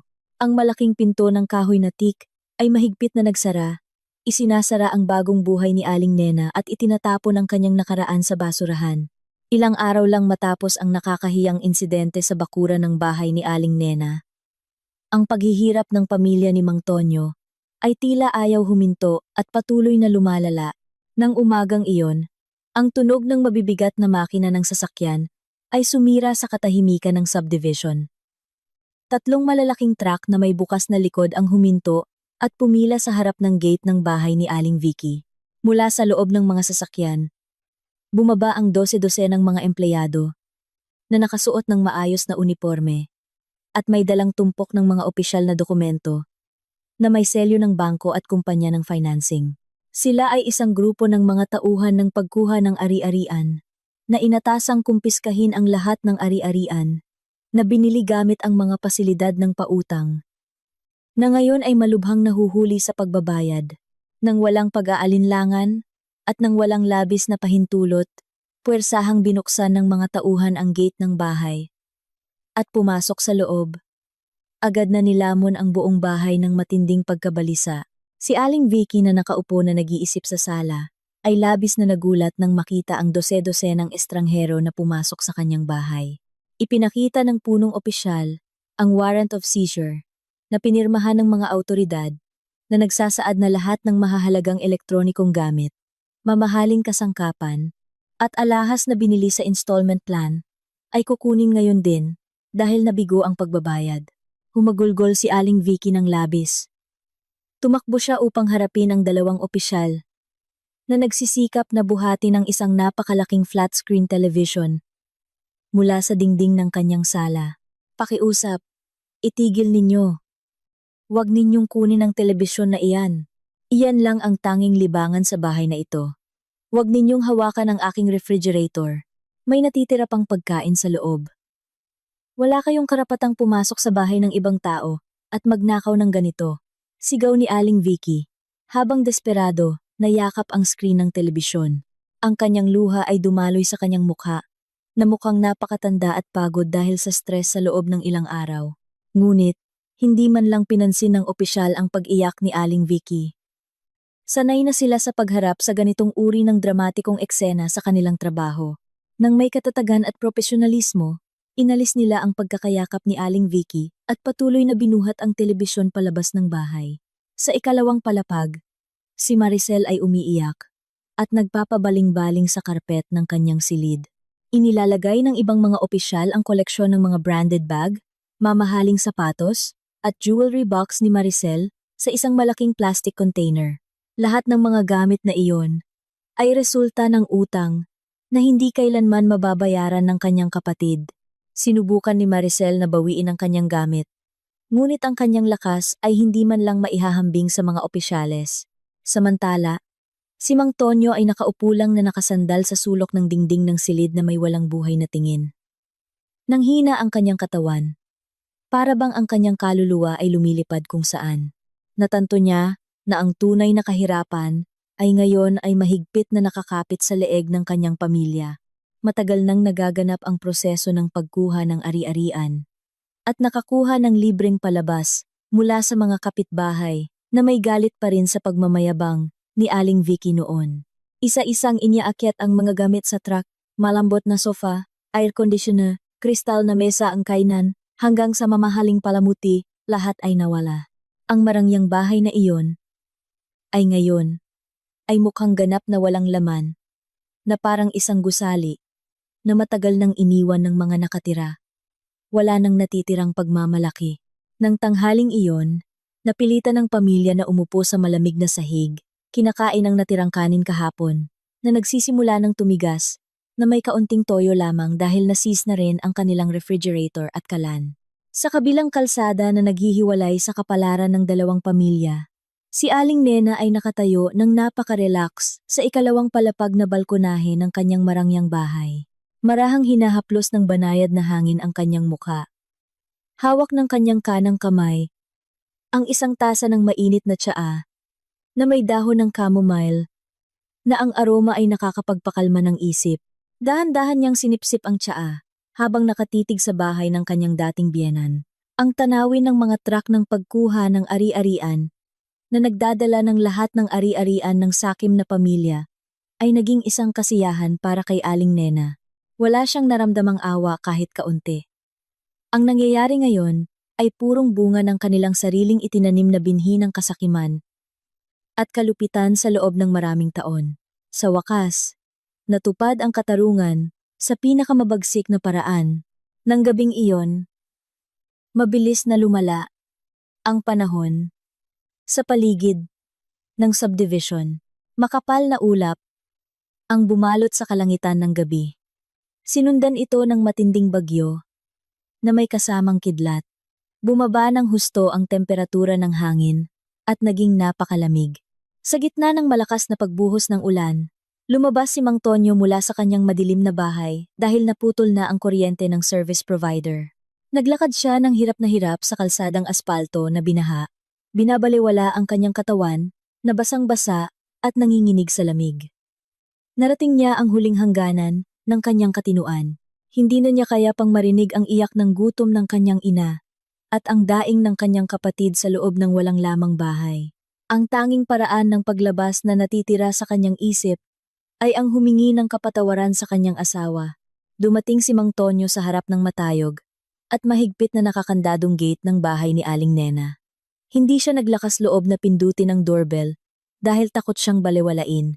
Sa pagtulak ng matinding pagkadismaya, inakyat ni Mang Tonyo ang itim na bakal na gate gamit ang natitirang lakas na mayroon siya. Nadulas ang kanyang mga kamay ng ilang beses dahil sa madulas na ibabaw ng bakal na nabasa ng ulan. Ngunit, patuloy niyang pinilit ang kanyang sarili na umakyat hanggang sa matagumpay siyang nakatalon sa gate at bumagsak ng malakas sa loob ng bakuran ng bahay ni Aling Nena. Puno ng putik ang kanyang katawan mula sa hardin. Basang-basa at gulo-gulo ang kanyang damit. Aling Nena, pakiusap. Buksan mo ang pinto. Patawarin mo ako. Aling Nena, alam kong bobo ako at malaki ang aking pagkakamali dahil hinayaan kong tratuhin ka ng malupit ng aking ina. Pakiusap. Bumalik ka sa akin. Tulungan mo akong ibalik ang aking buhay sa dati. Nangangako akong magbabago at magiging isang mabuting asawa para sa iyo. Sigaw ni Mang Tonyo, ng buong lakas, na nilalampasan ang tunog ng pagkulog at kidlat. Agad na lumiwanag ang ilaw sa veranda ng bahay. Ngunit ang lumabas mula sa likod ng pinto ay hindi ang asawa na labis niyang inaasahan. Dalawang lalaking malalaki ang katawan at matipunong kalamnan na nakasuot ng uniforme ng security guard ang lumabas na may nakakatakot na mukha. Mabilis silang lumakad sa gitna ng malakas na ulan, patungo kay Mang Tonyo na nakaluhod at umiiyak sa damuhan. Nang walang babala, mahigpit na hinawakan ng dalawang security guard ang balikat at kwelyo ng damit ni Mang Tonyo. Pagkatapos ay kinaladkad nila ang kawawang lalaki sa bakuran, patungo sa isang maliit na gate sa gilid. Nagpumiglas si Mang Tonyo at paulit-ulit na sumigaw ng pangalan ng kanyang asawa. Ngunit walang silbi ang kanyang pagpupumilit. Sa pilitang binuksan ng dalawang lalaking matitipunong katawan ang gate sa gilid at itinapon si Mang Tonyo sa labas ng buong lakas na parang nagtatapon ng isang maruming basurahan. Ang katawan ni Mang Tonyo ay bumagsak sa matigas na kalsadang aspalto na binaha ng tubig ulan na may sapat na masakit na tunog. Ang gate ay muling isinara nang may malakas na tunog ng bakal na nakakabingi. Sinundan ito ng tunog ng susi na mahigpit na ipinilipit. Nakadapa si Mang Tonyo sa gitna ng malamig at madilim na kalsada. Pinupukpok niya ang ibabaw ng aspalto gamit ang kanyang kamao habang umiiyak at naghihinagpis sa kanyang sariling kamangmangan na ipinagpalit ang pinakamahalagang brilyante sa kanyang buhay sa walang katapusang pagkawasak. Ang malakas na patak ng ulan ay nagtakip sa kanyang mga luha, ngunit hindi nito kayang burahin ang sakit at walang hanggang pagsisisi na ngayon ay naninirahan sa kanyang puso. Ang kawalan at kadiliman ay nagiging nag-iisang pinuno sa loob ng bahay na dati laging puno ng pagtawa ng kayabangan at pagpapakita ng yaman. Kung walang kuryente na nakabukas, ang marangyang bahay ay parang isang napakalamig at nakakatakot na kuweba sa gabi. Ang natitirang mga kasangkapan ay ilang piraso lamang ng banig at mga luma na gamit na walang halaga sa mata ng mga opisyal ng pagkuha ng ari-arian. Sa gitna ng napakalungkot na sitwasyon na iyon, isang malaking gulo ang muling sumiklab at umalingaw-ngaw sa mga dingding ng walang laman na silid. Nagsimula ang gulo nang bumukas ang pangunahing pinto ng bahay na may malakas na tunog ng bisagra na nagpakita ng figura ni Mang Tonyo na naglalakad papasok habang hawak ang kamay ng isang estranghera. Ang babae ay nagngangalang Rita, isang kabit na matagal nang itinago ni Mang Tonyo sa kaalaman ng kanyang pamilya. At siyempre, sa kaalaman ni Aling Nena. Sa loob ng kanilang lihim na relasyon, palaging ipinangako ni Mang Tonyo kay Rita ang isang marangyang buhay na puno ng yaman. Binibigyan siya ng mamahaling regalo na binili gamit ang pera mula sa card ng kanyang asawa. Si Aling Vicky na nakaupo na nag-iisip at nagpipigil sa gutom sa banig ng sala, ay labis na nagulat nang makita ang kanyang anak na lalaki na dumating kasama ang isang estranghera. Sa napakagabing oras na ito, pinilit niya ang kanyang matandang katawan na tumayo. Sinisilip ang kadiliman ng silid na sinindihan lamang ng liwanag ng buwan mula sa likod ng salamin na bintana. Lumabas din si Maricel mula sa kanyang silid na may mahinang hakbang, nakatingin sa babae na may tinging puno ng katanungan. Si Rita, nasanay na isama sa mga mararangyang at maliwanag na lugar, ay tumingin sa paligid ng loob ng bahay na may labis na pagkasuklam. Tinakpan niya ang kanyang ilong gamit ang likod ng kanyang kamay na parang mabaho ang hangin sa loob ng bahay. Sino ang babaeng ito, Mang Tonyo? Paano ka naglakas loob na magpasok ng estranghera sa bahay habang ang kalagayan ng ating pamilya ay lubhang nagulo na? Kulang pa ba ang pasanin sa isip ng iyong ina upang kailangan mo pang gumawa ng bagong problema? Sigaw ni Aling Vicky na may nanginginig na boses at humihingal. Ang mga ugat sa kanyang noo ay umbok na pinipigilan ang galit na kumukulo sa kanyang dibdib. Pinunasan ni Mang Tonyo ang kanyang mukha nang marahas, mukhang pagod at desperado. Akala niya, sa pag-uwi niya kay Rita, makakakuha siya ng kaunting mainit na yakap o mga salita ng aliw mula sa babaeng laging mabait sa kanya. Ma, pakiusap. Kumalma ka ng kaunti. Ito si Rita, ang babaeng mahal na mahal ko. Balak ko siyang dalhin dito para manirahan muna sa atin. Kailangan ko ng moral na suporta, ma. Ang lahat ng kaibigan ko ay lumayo na. Si Rita lang ang pumayag na sagutin ang tawag ko ngayon. Nang marinig ang sinabi ni Mang Tonyo, marahas na binitawan ni Rita ang kamay ng lalaki, hanggang sa bahagyang natumba si Mang Tonyo. Nakaakimbo ang babae. Matalim na nakatitig kina Mang Tonyo at Aling Vicky nang magkasalitan. Ang kanyang magandang mukha na nababalutan ng makapal na make-up ay ngayon ay naging napakakatakot dahil puno ng galit at labis na pagkadismaya. Manirahan dito. Sabi mo mayaman kang negosyante, boss. Sabi mo, puno ang bahay mo ng mamahaling kasangkapan mula sa ibang bansa. Bakit ang bahay na ito ay mukhang isang abandonadong gusali na matagal nang iniwan ng mga nakatira. Patay ang ilaw, walang upuan, maalikabok ang sahig. At bakit mula tanghali kanina ang lahat ng banking cards na ibinigay mo sa akin ay tinatanggihan sa lahat ng ATM machines kapag susubukan kong bayaran ang aking mga shopping bills sa shopping center? Hirit ni Rita na may napakataas at matinis na boses na sinisigawan si Mang Tonyo sa harap mismo ng kanyang ina. Umusad si Aling Vicky. Lumalabas ang dibdib niya na pinipigilan ng emosyon na handang sumabog. Sa wakas ay natanto niya ang isa pang mapait na katotohanan tungkol sa masamang pag-uugali ng kanyang ipinagmamalaking anak na iyon. Kaya pala sa lahat ng panahong ito, ay niloloko mo si Aling Nena. Nagwaldas ka ng bilyon-bilyong piso ni Aling Nena upang tustusan ang pamumuhay ng walang hiyang babaeng ito. Hindi nakapagtataka na labis na nagalit si Aling Nena at hinarangan ang lahat ng daloy ng pera.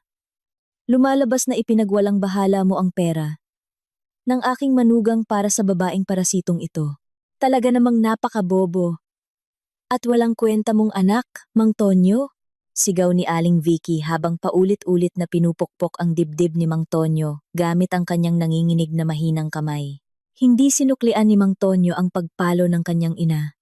Yumuko lang siya ng sumusuko na pinipigilan ang luha. Sinubukan niyang hawakan ulit ang kamay ni Rita upang humingi ng pag-unawa. Ngunit, umatras si Rita ng isang hakbang na may tinging puno ng pagkasuklam. Huwag kang maglakas loob, nahawakan ako ng iyong maruming kamay.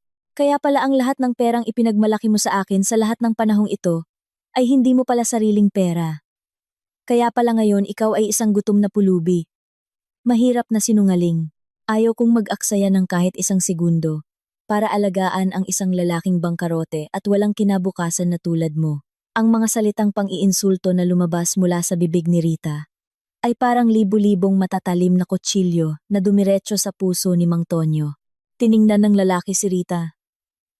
Ang babaeng laging nagpupuri sa kanya, nang labis kapag binibilhan niya ng branded na gamit, ay ngayon ay tinitingnan siya na parang kasuklam-suklam na dumi. Habang abala si Aling Vicky sa pagmumura at pagrereklamo sa kamangmangan ng kanyang anak, nakita ng matatalim na mata ni Rita ang isang butas ng pagkakataon. Napansin niya ang leather wallet ni Mang Tonyo na nakakalat sa banig at nakita rin niya ang kislap ng singsing sa daliri ni Aling Vicky. Ang gintong singsing na pamana ng pamilya na sadyang itinago ni Aling Vicky mula sa mga naghahabol na opisyal ng pagkuha ng ari-arian, nang walang pag-aalinlangan at nang may napakabilis na galaw na parang kidlat, sumugod si Rita. Hinablot niya ang leather wallet ni Mang Tonyo mula sa banig. Kinuha ang lahat ng natitirang cash na nasa loob nito, na sa katotohanan ay ang tanging natitirang pera ng pamilya para bumili ng pagkain sa kinabukasan. Hindi lang iyon. Marahas na hinila ni Rita ang kamay ni Aling Vicky at sa pilitang tinanggal ang purong gintong singsing mula sa daliri ng matandang babae. Sumigaw si Aling Vicky sa sakit dahil medyo malakas na nasugatan ang kanyang daliri. Sinubukan ni Maricel na sumugod upang pigilan ang tahasang pagnanakaw na iyon. Ngunit itinulak ni Rita ang balikat ni Maricel nang napakalakas hanggang sa bumagsak ang hipag ni Mang Tonyo sa malamig na marmol na sahig. Ito ang bayad pinsala sa aking mahalagang oras na nasayang para samahan ang sinungaling na lalaking ito. Maligayang pagdurusa sa inyong kahirapan sa loob ng bahay multo na ito. Sigaw ni Rita habang mabilis na tumatakbo palabas ng bahay. Tumakbo siya sa kadiliman ng gabi. Iniiwan ang pamilya ni Mang Tonyo na ngayon ay lubos ng nagkawatak-watak na walang natitirang ni isang sentimo. Umiyak si Aling Vicky nang humagulgol habang hawak ang kanyang namumulang daliri. Samantala, bumagsak si Mang Tonyo sa sahig. Ginulo ang kanyang buhok nang may matinding pagkadismaya. Sa kadiliman na iyon, tanging ang pagbabangayan lamang ang kaya nilang gawin sa isa't isa na may mga nagtataluang boses. Minumura nila ang kanilang malas na sinapit, nang hindi napagtanto na ang lahat ng sunod-sunod na kalamidad na ito ay agarang gantimpala sa panalangin ng taong palagi nilang inaapi nang walang tigil. Ilang araw matapos ang gabi ng pagnanakaw na ginawa ni Rita, naabot ng paghihirap ng pamilya ni Mang Tonyo ang sukdulang punto. Ang panahon sa labas ay tila nakaramdam at naglarawan kung gaano kadilim ang kapalaran ng sakim na pamilya. Walang tigil ang pag-ulan ng bagyo mula pa kaninang madaling araw. Binalot ang kalsadang aspalto ng subdivision ng sapat na mataas na baha. Napakalakas ng hangin, hinahayaan ang mga malalaking sanga ng puno na gumalaw at naglalabas ng nakakatakot na tunog. Sa loob ng walang laman at malamig na bahay na iyon, lumala ng husto ang kalagayan ni Aling Vicky. Ang kanyang mahinang katawan ay hindi na kayang pigilan ang labis na bigat ng isip. Dagdagan pa ito ng kakulangan sa masustansiyang pagkain sa loob ng ilang araw na sunod-sunod. Ang kanyang presyon ng dugo ay tumaas sa isang napakapanganib na antas. Eksaktong 12:00 ng tanghali, si Aling Vicky, na sumusubok na lumakad patungo sa kusina ay biglang hinawakan ang kanyang ulo gamit ang kanyang dalawang kamay.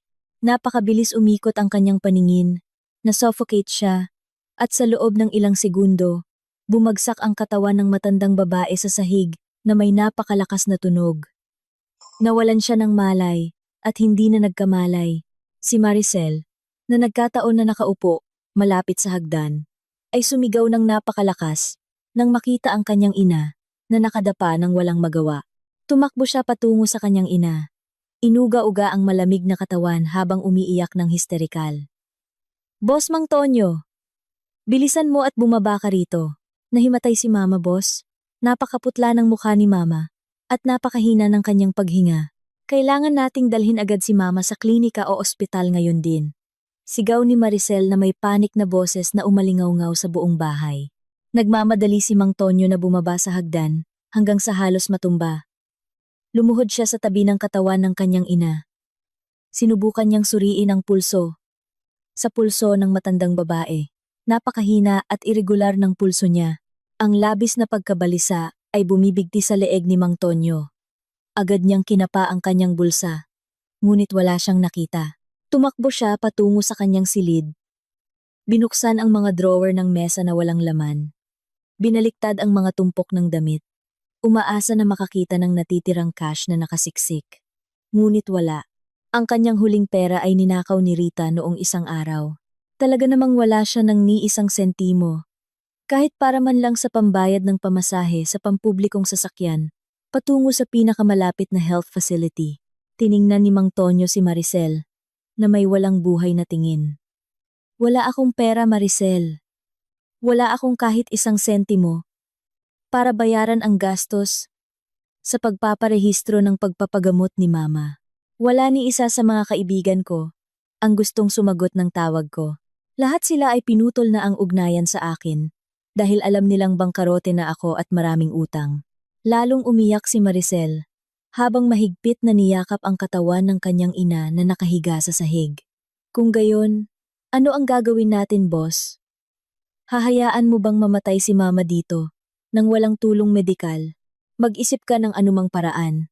Mamalimos ka kung kinakailangan. Para sa buhay ni Mama." Nang marinig ang salitang mamalimos mula sa bibig ng kanyang kapatid, agad na napunta ang isip ni Mang Tonyo sa iisang tao sa mundong ito na may walang limitasyong kakayahan sa pananalapi, na nagkataon ay nakatira sa tapat mismo ng kanyang bahay. Ang taong sinaktan niya ang puso, ang taong itinapon niya, at ang ngayon ay bagong pinuno, na lubos na iginagalang sa lugar na iyon, si Aling Nena. Alam ni Mang Tonyo na ang pakikipagkita kay Aling Nena ay parang pagbibigay ng kanyang leeg upang literal na pugutan. Kailangan niyang itapon ang lahat ng natitirang dignidad, peking pagmamalaki, at ego na sa lahat ng panahong ito, ay palagi niyang pinanghahawakan ng mataas sa kanyang ulo. Ngunit, sa pagtingin sa lumalalang kalagayan ng kanyang ina bawat segundo, wala nang ibang pagpipilian si Mang Tonyo. Pinatibay niya ang kanyang loob. Marahas na pinunasan ang kanyang mga luha, at agad na tumakbo palabas ng bahay, na tumagos sa nagngangalit na bagyo sa labas. Tumakbo si Mang Tonyo sa kalsadang aspalto na binaha ng tubig. Binabalewala ang kanyang damit at buong katawan na basang-basa sa loob ng ilang segundo. Dumating siya sa harap ng malaking bakal na gate ng bahay ni Aling Nena, at agad na lumuhod sa binaha na tubig na may halong lupa. Tiningnan niya ang surveillance camera na nakakabit sa sulok ng haligi ng gate. Nang may napakalakas at garalgal na boses, paulit-ulit niyang tinawag ang pangalan ng kanyang asawa. Nilalampasan ang tunog ng pagkulog na naghahati sa langit. Aling Nena, tulungan mo ako. Aling Nena, pakiusap na pakiusap ako sa iyo. Ang aking ina ay naghihingalo sa loob ng bahay. Nahimatay siya dahil sa matinding atake ng kanyang high blood pressure. Wala akong ni isang sentimo upang dalhin siya sa ospital. Pakiusap, pahiramin mo ako ng pera, Aling Nena. Nangangako akong ibabalik ko ang lahat ng iyong pera, kahit pa kailangan kong magtrabaho bilang isang construction worker habang buhay. Pakiusap, huwag mong hayaang mamatay ang aking ina. Humihingi ako ng tawad sa iyo. Umiyak si Mang Tonyo, na nagmamakaawa ng napakalungkot. Yumuko siya hanggang sa dumampi ang kanyang noo sa malamig at magaspang na ibabaw ng kalsada. Ilang minuto ang lumipas nang walang sagot na nagpahina ng loob ni Mang Tonyo. Ngunit biglang narinig ang mahinang tunog ng makina. Sinundan ito ng dahan-dahang pagbubukas ng pangunahing pinto. Mula sa likod ng bukas na gate ay lumabas ang figura ni Aling Nena. Ang babae ay naglalakad ng napakagandang tindig, walang ekspresyon ang kanyang mukha. Pinapayungan siya ng kanyang personal na assistant mula sa malakas na pagbuhos ng ulan. Huminto si Aling Nena mismo sa harap ni Mang Tonyo na nakaluhod sa kanyang paanan. Napakalinaw ng pagkakaiba ng antas sa pagitan ng dalawa. Nakatayo si Aling Nena na puno ng kapangyarihan at init. Samantalang nakayuko si Mang Tonyo sa lamig, na parang isang gutom na hayop na itinapon. Naaalala mo pa ba, Mang Tonyo? Sa panahong kritikal ang aking ama at nakikipaglaban sa pagitan ng buhay at kamatayan, pinalayas ako ng iyong ina sa bahay nang walang ibinigay na kahit kaunting pera para sa aking paglalakbay. At ikaw ay tahimik lamang na nanonood. Ngayon ay nabaligtad na ang sitwasyon sa harap mismo ng iyong mga mata. Sabi ni Aling Nena na may napakatahimik na boses, ngunit may dalang matinding intimidasyon. Itinaas ni Mang Tonyo ang kanyang mukha, na basang-basa ng tubig ulan at luha. Alam kong mali ako, Aling Nena. Alam kong napakasama ng aking pamilya sa iyo. Parusahan mo ako kung gusto mo. Insultuhin mo ako kung gusto mo. Ngunit pakiusap. Iligtas mo ang buhay ng aking ina. Nagmamakaawa ako sa iyong awa ngayon. Tumingin si Aling Nena nang may pagkasuklam sa lalaking nasa ibaba niya. Dahan-dahang siyang tumango sa kanyang assistant.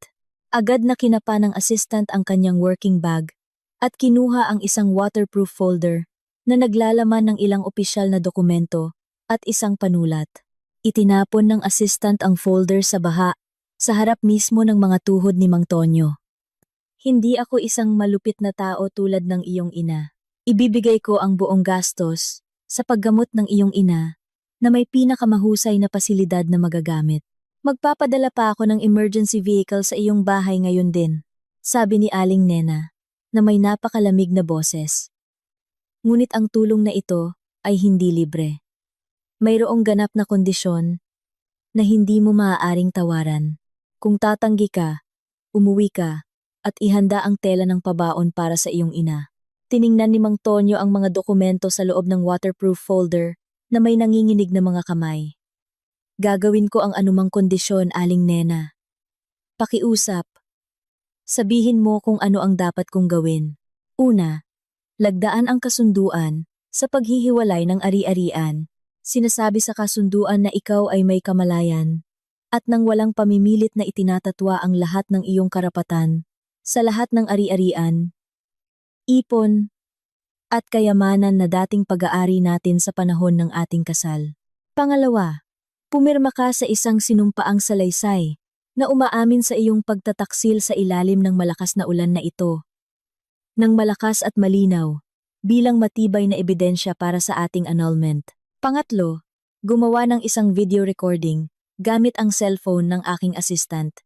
Sa recording na iyon, kailangan mong magbigay ng isang taos-pusong pag-amin ng mga kasalanan tungkol sa lahat ng kasinungalingan na nilikha mo, tungkol sa masamang pagtrato ng iyong pamilya sa akin, at ang pahintulot na ipamamahagi ko, ang recording na iyon, sa lahat ng social media network, upang malaman ng buong mundo kung gaano kasama ang iyong pamilya.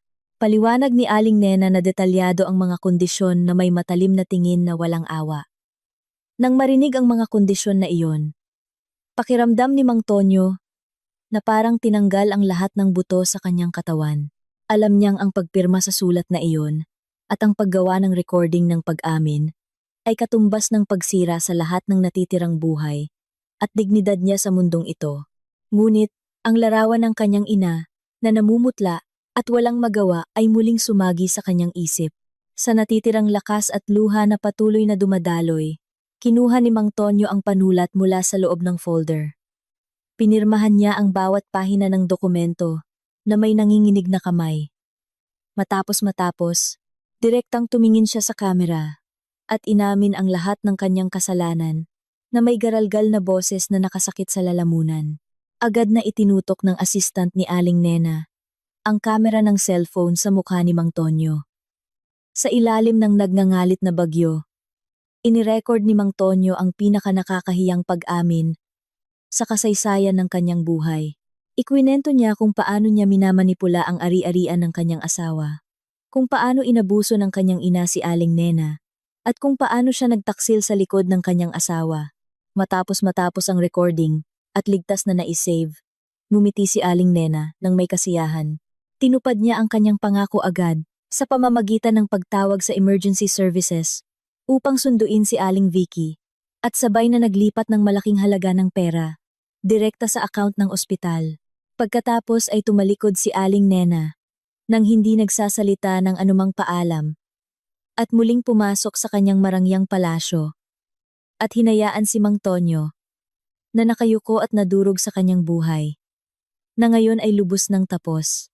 Ang tunog ng sirena ng sasakyan ng pulisya ay sumira sa katahimikan ng subdivision ng madaling araw na napakalamig. Ang liwanag ng ilaw mula sa sasakyan ng mga pulis na umiikot ay nagliwanag sa mga dingding ng mga bahay sa paligid. Lumilikha ng isang kapaligiran na puno ng tensyon.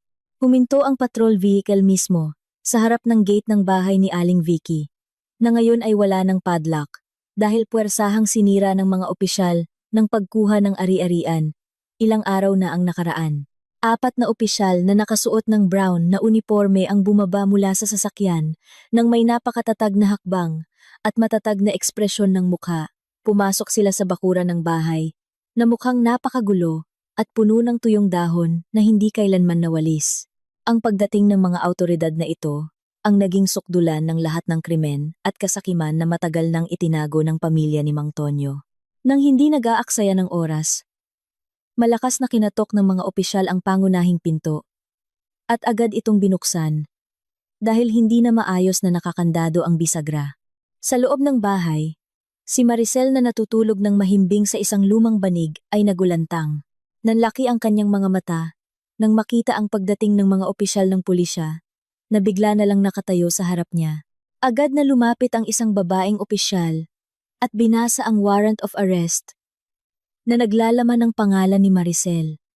Si Maricel ay inakusahan ng paggawa ng krimen ng pandarambong sa kumpanya na kanyang pinagtatrabahuhan. Sa loob ng ilang linggo, simula nang tuluyang maputol ang daloy ng pera mula sa account ni Aling Nena, si Maricel na lubhang nalulong sa marangyang pamumuhay ay hindi makatanggap ng katotohanan na siya ay mahirap na ngayon upang makabili pa rin ng branded na damit, peking alahas, at makipagkaibigan sa kanyang mga socialite na kaibigan. Naglakas loob si Maricel na pekehin ang financial reports sa kanyang opisina at nagnakaw ng malaking halaga ng pera. Natuklasan ng kumpanya ang napakalakas na ebidensya at agad na iniulat ang nakakahiyang gawaing iyon sa pulisya. Nang walang pag-aalinlangan, agad na hinila ng babaeng opisyal ang 2 kamay ni Maricel sa likod at ikinabit ang malamig na posas sa kanyang mga pulso. "Ma, tulungan mo ako. Ma, Boss Mang Tonyo, tulungan mo ako. Ayaw kong makulong. Wala akong kasalanan. Humiram lang ako ng pera sa opisina sandali." Sigaw ni Maricel na nagpupumiglas ng labis. Umiyak siya ng histerikal hanggang sa maging garalgal ang kanyang boses. Sinisikap na makawala sa mahigpit na pagkakahawak ng pulis na humahawak sa kanya. Si Aling Vicky, nakakagaling lang sa pagpapagamot sa klinika kagabi. Salamat sa may kondisyong tulong pinansyal mula kay Aling Nena, ay lumabas sa kanyang silid na nanghihina. Napakaputla pa rin ang kanyang mukha at nanginginig ng husto ang kanyang katawan. Hindi siya makapaniwala na nakikita ang kanyang nag-iisang anak na babae na kinaladkad na parang isang kriminal. Agad na bumagsak si Aling Vicky sa harap ng mga pulis. Nagmamakaawa na may luha na dumadaloy sa maruming marmol na sahig. Mga ginagalang na pulis, pakiusap. Pakawalan ninyo ang aking anak. Si Maricel ay isang mabuting bata. Sigurado akong nagkamali lang siya sa kanyang opisina. Pakiusap. Huwag ninyong dalhin ang aking anak. Pakiusap na pakiusap po ako sa inyong lahat. Umiyak si Aling Vicky na humihikbi habang yakap ang paa ng isang opisyal.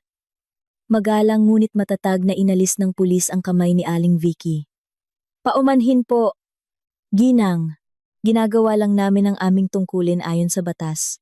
Ang inyong anak ay napatunayang nagkasala ng malubhang pandarambong ng pera ng kumpanya. Nasa amin na ang lahat ng ebidensya ng transaksyon at mga surveillance camera recording sa kanyang opisina. Kailangan pa ring umusad ang proseso ng batas. At kailangan mong sumama sa amin sa headquarters. Ngayon din para sa karagdagang investigasyon. Patuloy na nagpupumiglas at sumigaw si Maricel na tinatawag ang kanyang ina habang kinaladkad siya palabas ng bahay patungo sa naghihintay na patrol vehicle sa labas. Si Mang Tonyo na nagising dahil sa ingay ay nakatayo lang na tulala sa sulok ng silid. Pakiramdam niya ay lubusan siyang nadurog at walang silbi. Wala siyang lakas, pera o impluwensya upang mailigtas ang kanyang kapatid. Nang isakay si Maricel sa sasakyan ng pulisya, tumakbo si Aling Vicky sa kalsada ng hirap na hirap. Sa matinding takot at kawalan ng pag-asa, lumingon si Aling Vicky sa marangyang bahay sa kabilang kalye. Nakita niya si Aling Nena na nakatayo ng napakatahimik sa ikalawang palapag ng kanyang bahay, nakatingin ng diretso sa nangyayaring kaguluhan. Itinapon ang lahat ng kanyang kahihiyan. Sumigaw si Aling Vicky na nilalabag ang katahimikan ng umaga. Aling Nena, tulungan mo ako ulit. Pakiusap, bayaran mo ang piyansa para kay Maricel upang hindi siya makulong. Humihingi ako ng tawad sa iyo, Aling Nena. Iligtas mo ang iyong hipag. Nangangako akong magiging lingkod mo habang buhay. Kung tutulungan mo kami. Sigaw ni Aling Vicky, na nagmamakaawa na may napakasakit na boses. Umaasa na may natitira pang awa ang kanyang dating manugang sa kabilang kalye. Ngunit, nadurog ang pag-asa ni Aling Vicky. Mula sa ikalawang palapag, tiningnan ni Aling Nena ang nakalulungkot na pangyayari, na may napakawalang emosyon na mukha, at isang napakalamig na tingin. Wala ni katiting na awa ang sumagi sa kanyang puso. Para kay Aling Nena, ang bawat matanda ay dapat magtaglay ng bunga ng kanilang sariling mga gawa. Pagkatapos ay dahan-dahan niyang itinaas ang kanyang kamay, hinila ang makapal na kurtina ng bintana, at mahigpit itong isinara. Binaliwala niya ang mga sigaw ng pagkadismaya ng kanyang dating biyenan na umalingaw-ngaw sa kalsada nang walang anumang sagot. Umalis ang sasakyan ng pulisya na dala si Maricel. Iniiwan si Aling Vicky na nahimatay sa gitna ng kalsadang aspalto. Ilang buwan matapos ang kaguluhan sa subdivision, formal na pinagtibay ng korte ang annulment ni na Aling Nena at Mang Tonyo. Ang ebidensya ng recording ng pag-amin ni Mang Tonyo na isinuko ng abogado ni Aling Nena ay nagpatakbo ng paglilitis ng napakabilis at buong pabor kay Aling Nena. Opisyal nang natapos ang lahat ng paghihirap ni Aling Nena at nanalo siya sa laban na ito ng ganap. Isang napakalaking tabla ang ipinako ng napakalakas na palo ng martilyo sa gitna ng gate na bakal ng bahay ni Aling Vicky. Ang tabla ay nakasulat sa malalaking pulang letra na napakapansin, ibinebenta ng mabilis. Kinumpiska ng bangko. Ang tunog ng palo ng martilyo ay parang hindi nakikitang sledgehammer na sumira sa natitirang katinuan at dignidad ng pamilya ni Mang Tonyo hanggang sa maging alikabok, bangkarote, wasak, nagdadala ng labis na kahihiyan at pinasa ng utang na bayad pinsala sa kaso ng pandarambong ng pera na kinasangkutan ni Maricel. Napilitan sina Aling Vicky at Mang Tonyo na lisanin agad ang gusali ngayong araw din. Sa pilitang inagaw ng bangko ang pagmamay-ari ng marangyang gusali na dating ipinagmamalaki ni Aling Vicky sa bawat taong nakikita niya. Sa loob ng mainit at namumula na bahay, dahil wala ng air conditioner na natitira. Sina Mang Tonyo at Aling Vicky ay nakaupo sa sahig na nag-aayos ng kanilang natitirang gamit. Walang mamahaling maleta o branded na travel bag. Napilitan silang ilagay ang natitirang luma na damit at ilang kagamitan sa paliligo sa mga karton ng instant noodles na hiniling nila mula sa tindahan sa kanto. Paminsan-minsan ay naririnig ang pigil na hikbi mula sa bibig ni Aling Vicky. Ang mukha ng babae na dati laging puno ng makapal na makeup at mapanlait na ngiti ay ngayon ay mukhang napakatanda, kulubot at puno ng malalim na pagsisisi. Si Mang Tonyo mismo ay mukhang isang buhay na patay. Walang laman ang kanyang tingin, payat ang kanyang katawan, at napakagulo ng kanyang hitsura. Wala nang natitirang pagmamalaki ng isang lalaking dating pakiramdam ay pinakamakapangyarihan sa kanyang sambahayan. Tara na ma, naghihintay na ang mga opisyal ng bangko sa harap ng gate upang ikandado ng tuluyan ang bahay na ito. Kailangan nating magmadali at maghanap ng simpleng murang boarding house bago dumilim ang araw. Sabi ni Mang Tonyo na may garalgal na boses na halos hindi marinig habang binubuhat ang isa sa mga karton ng instant noodles na naglalaman ng damit ng kanyang ina. Mahina lang tumango si Aling Vicky. Sinubukan niyang tumayo sa tulong ng isang simpleng kahoy na baston dahil napakasakit ng kanyang mga kasukasuan dahil sa kanyang sakit na hindi na asikaso ng maayos. Ang dalawa ay lumabas ng bahay nang may napakabigat na hakbang nang dumaan sila sa bakal na gate sa huling pagkakataon. Ang matinding sikat ng araw ay marahas na dumampi sa kanilang balat. Bumuhos ang pawis na nagbasa sa kanilang maruming damit. Samantala, kailangan nilang magpumiglas na kaladkarin ang mga karton at plastik na balutan sa magaspang na kalsadang aspalto. Ang mga kapitbahay sa subdivision na dati nilang nilait ay nakatayo na ngayon sa harap ng kanilang mga bahay. Pinagmamasdan ang kanilang pag-alis na may tinging awa, na may halong kasiyahan, na nakikita ang karmang gumagana ng napaka-perpekto. Kasabay nito, isang sitwasyon na 180 degrees ang kabaligtaran ang nagaganap sa bakuran ng marangyang bahay ni Aling Nena. Isang sasakyang pampasahero ang dumating at huminto sa kanyang bakuran. Mula sa loob ng sasakyan ay bumaba ang isang matandang lalaki na mukhang napakalusog, malakas, at nakangiti ng napakasaya. Ang lalaking iyon ay ang tunay na ama ni Aling Nena, na ngayon ay lubos nang gumaling mula sa kanyang kritikal na kalagayan salamat sa pinakamahusay na medikal na paggamot na pinondohan ng kanyang anak na babae. Tumakbo si Aling Nena palabas ng pangunahing pinto. Sinalubong ang pagdating ng kanyang ama, na may luha ng kaligayahan, at isang napakahigpit na yakap. Ang dalawa ay naglabas ng kanilang labis na pananabik at pasasalamat dahil matagumpay nilang nalampasan ang isang napaka-terror na bagyo ng pagsubok sa buhay upang ipagdiwang ang paggaling ng kanyang ama at ang simula ng isang bagong payapang kabanata sa buhay. Inutusan ni Aling Nena ang kanyang assistant at ang mga kasambahay na magdaos ng isang barbecue party sa berdeng harapan. Ang masarap na amoy ng pagkain ay kumalat sa paligid ng subdivision, nagdudulot ng isang tunay na mainit na kapaligiran ng pamilya. Maayos na inayos ang mahabang mesa, puno ng iba't ibang masarap na pagkain at sariwang inumin. Ang tunog ng tawanan at mahinang pag-uusap ay dumadaloy ng natural, malayo sa kasinungalingan at emosyonal na stress na nararamdaman ni Aling Nena. Habang nakakulong pa rin sa isang toxic na kasal, habang kinakaladkad ang mga lumang karton ng instant noodles sa ilalim ng matinding sikat ng araw. Sabay na huminto sina Mang Tonyo at Aling Vicky sa kanilang mabibigat na hakbang. Hindi malaman kung anong puwersa ang nagtulak. Lumingon silang dalawa sa huling pagkakataon, patungo sa kabilang kalye. Ang tanawin na nakita nila ay parang matalim na kutsilyo na dumiretso sa kaibuturan ng kanilang puso. Sa balkonahe ng ikalawang palapag ng kanyang marangyang bahay, si Aling Nena ay nakatayo ng napakagandang tindig. Marahang kumikibot ang kanyang buhok na hinihipan ng hangin ng tanghali. Ang kanyang ama ay nakatayo sa tabi niya. Yakap ang balikat ng kanyang anak na babae ng puno ng pagmamayabang at pagmamahal. Napakasaya nilang dalawa, napapalibutan ng yaman, Nang makita ang kanyang dating asawa at dating biyenan na naglalakad, nang hirap sa gitna ng kalsada, habang nakatingin sa kanya na may tinging puno ng paghihirap, hindi man lang umiwas ng tingin si Aling Nena. Ngumiti lang siya ng napakatahimik sa isang napaka-eleganteng at dahan-dahang galaw. Itinaas ni Aling Nena ang tasa ng mainit na tsaa na hawak niya. Itinutok ito kina Mang Tonyo at Aling Vicky na pawis na pawis. Iyon ay isang napakabagsik na pagpapaalam, isang tanda ng pagtatapos ng lahat ng paghihirap at simbolo ng tunay na tagumpay para sa taong nagtiyaga. Hindi na kayang suklian ni Mang Tonyo at Aling Vicky ang tingin na iyon.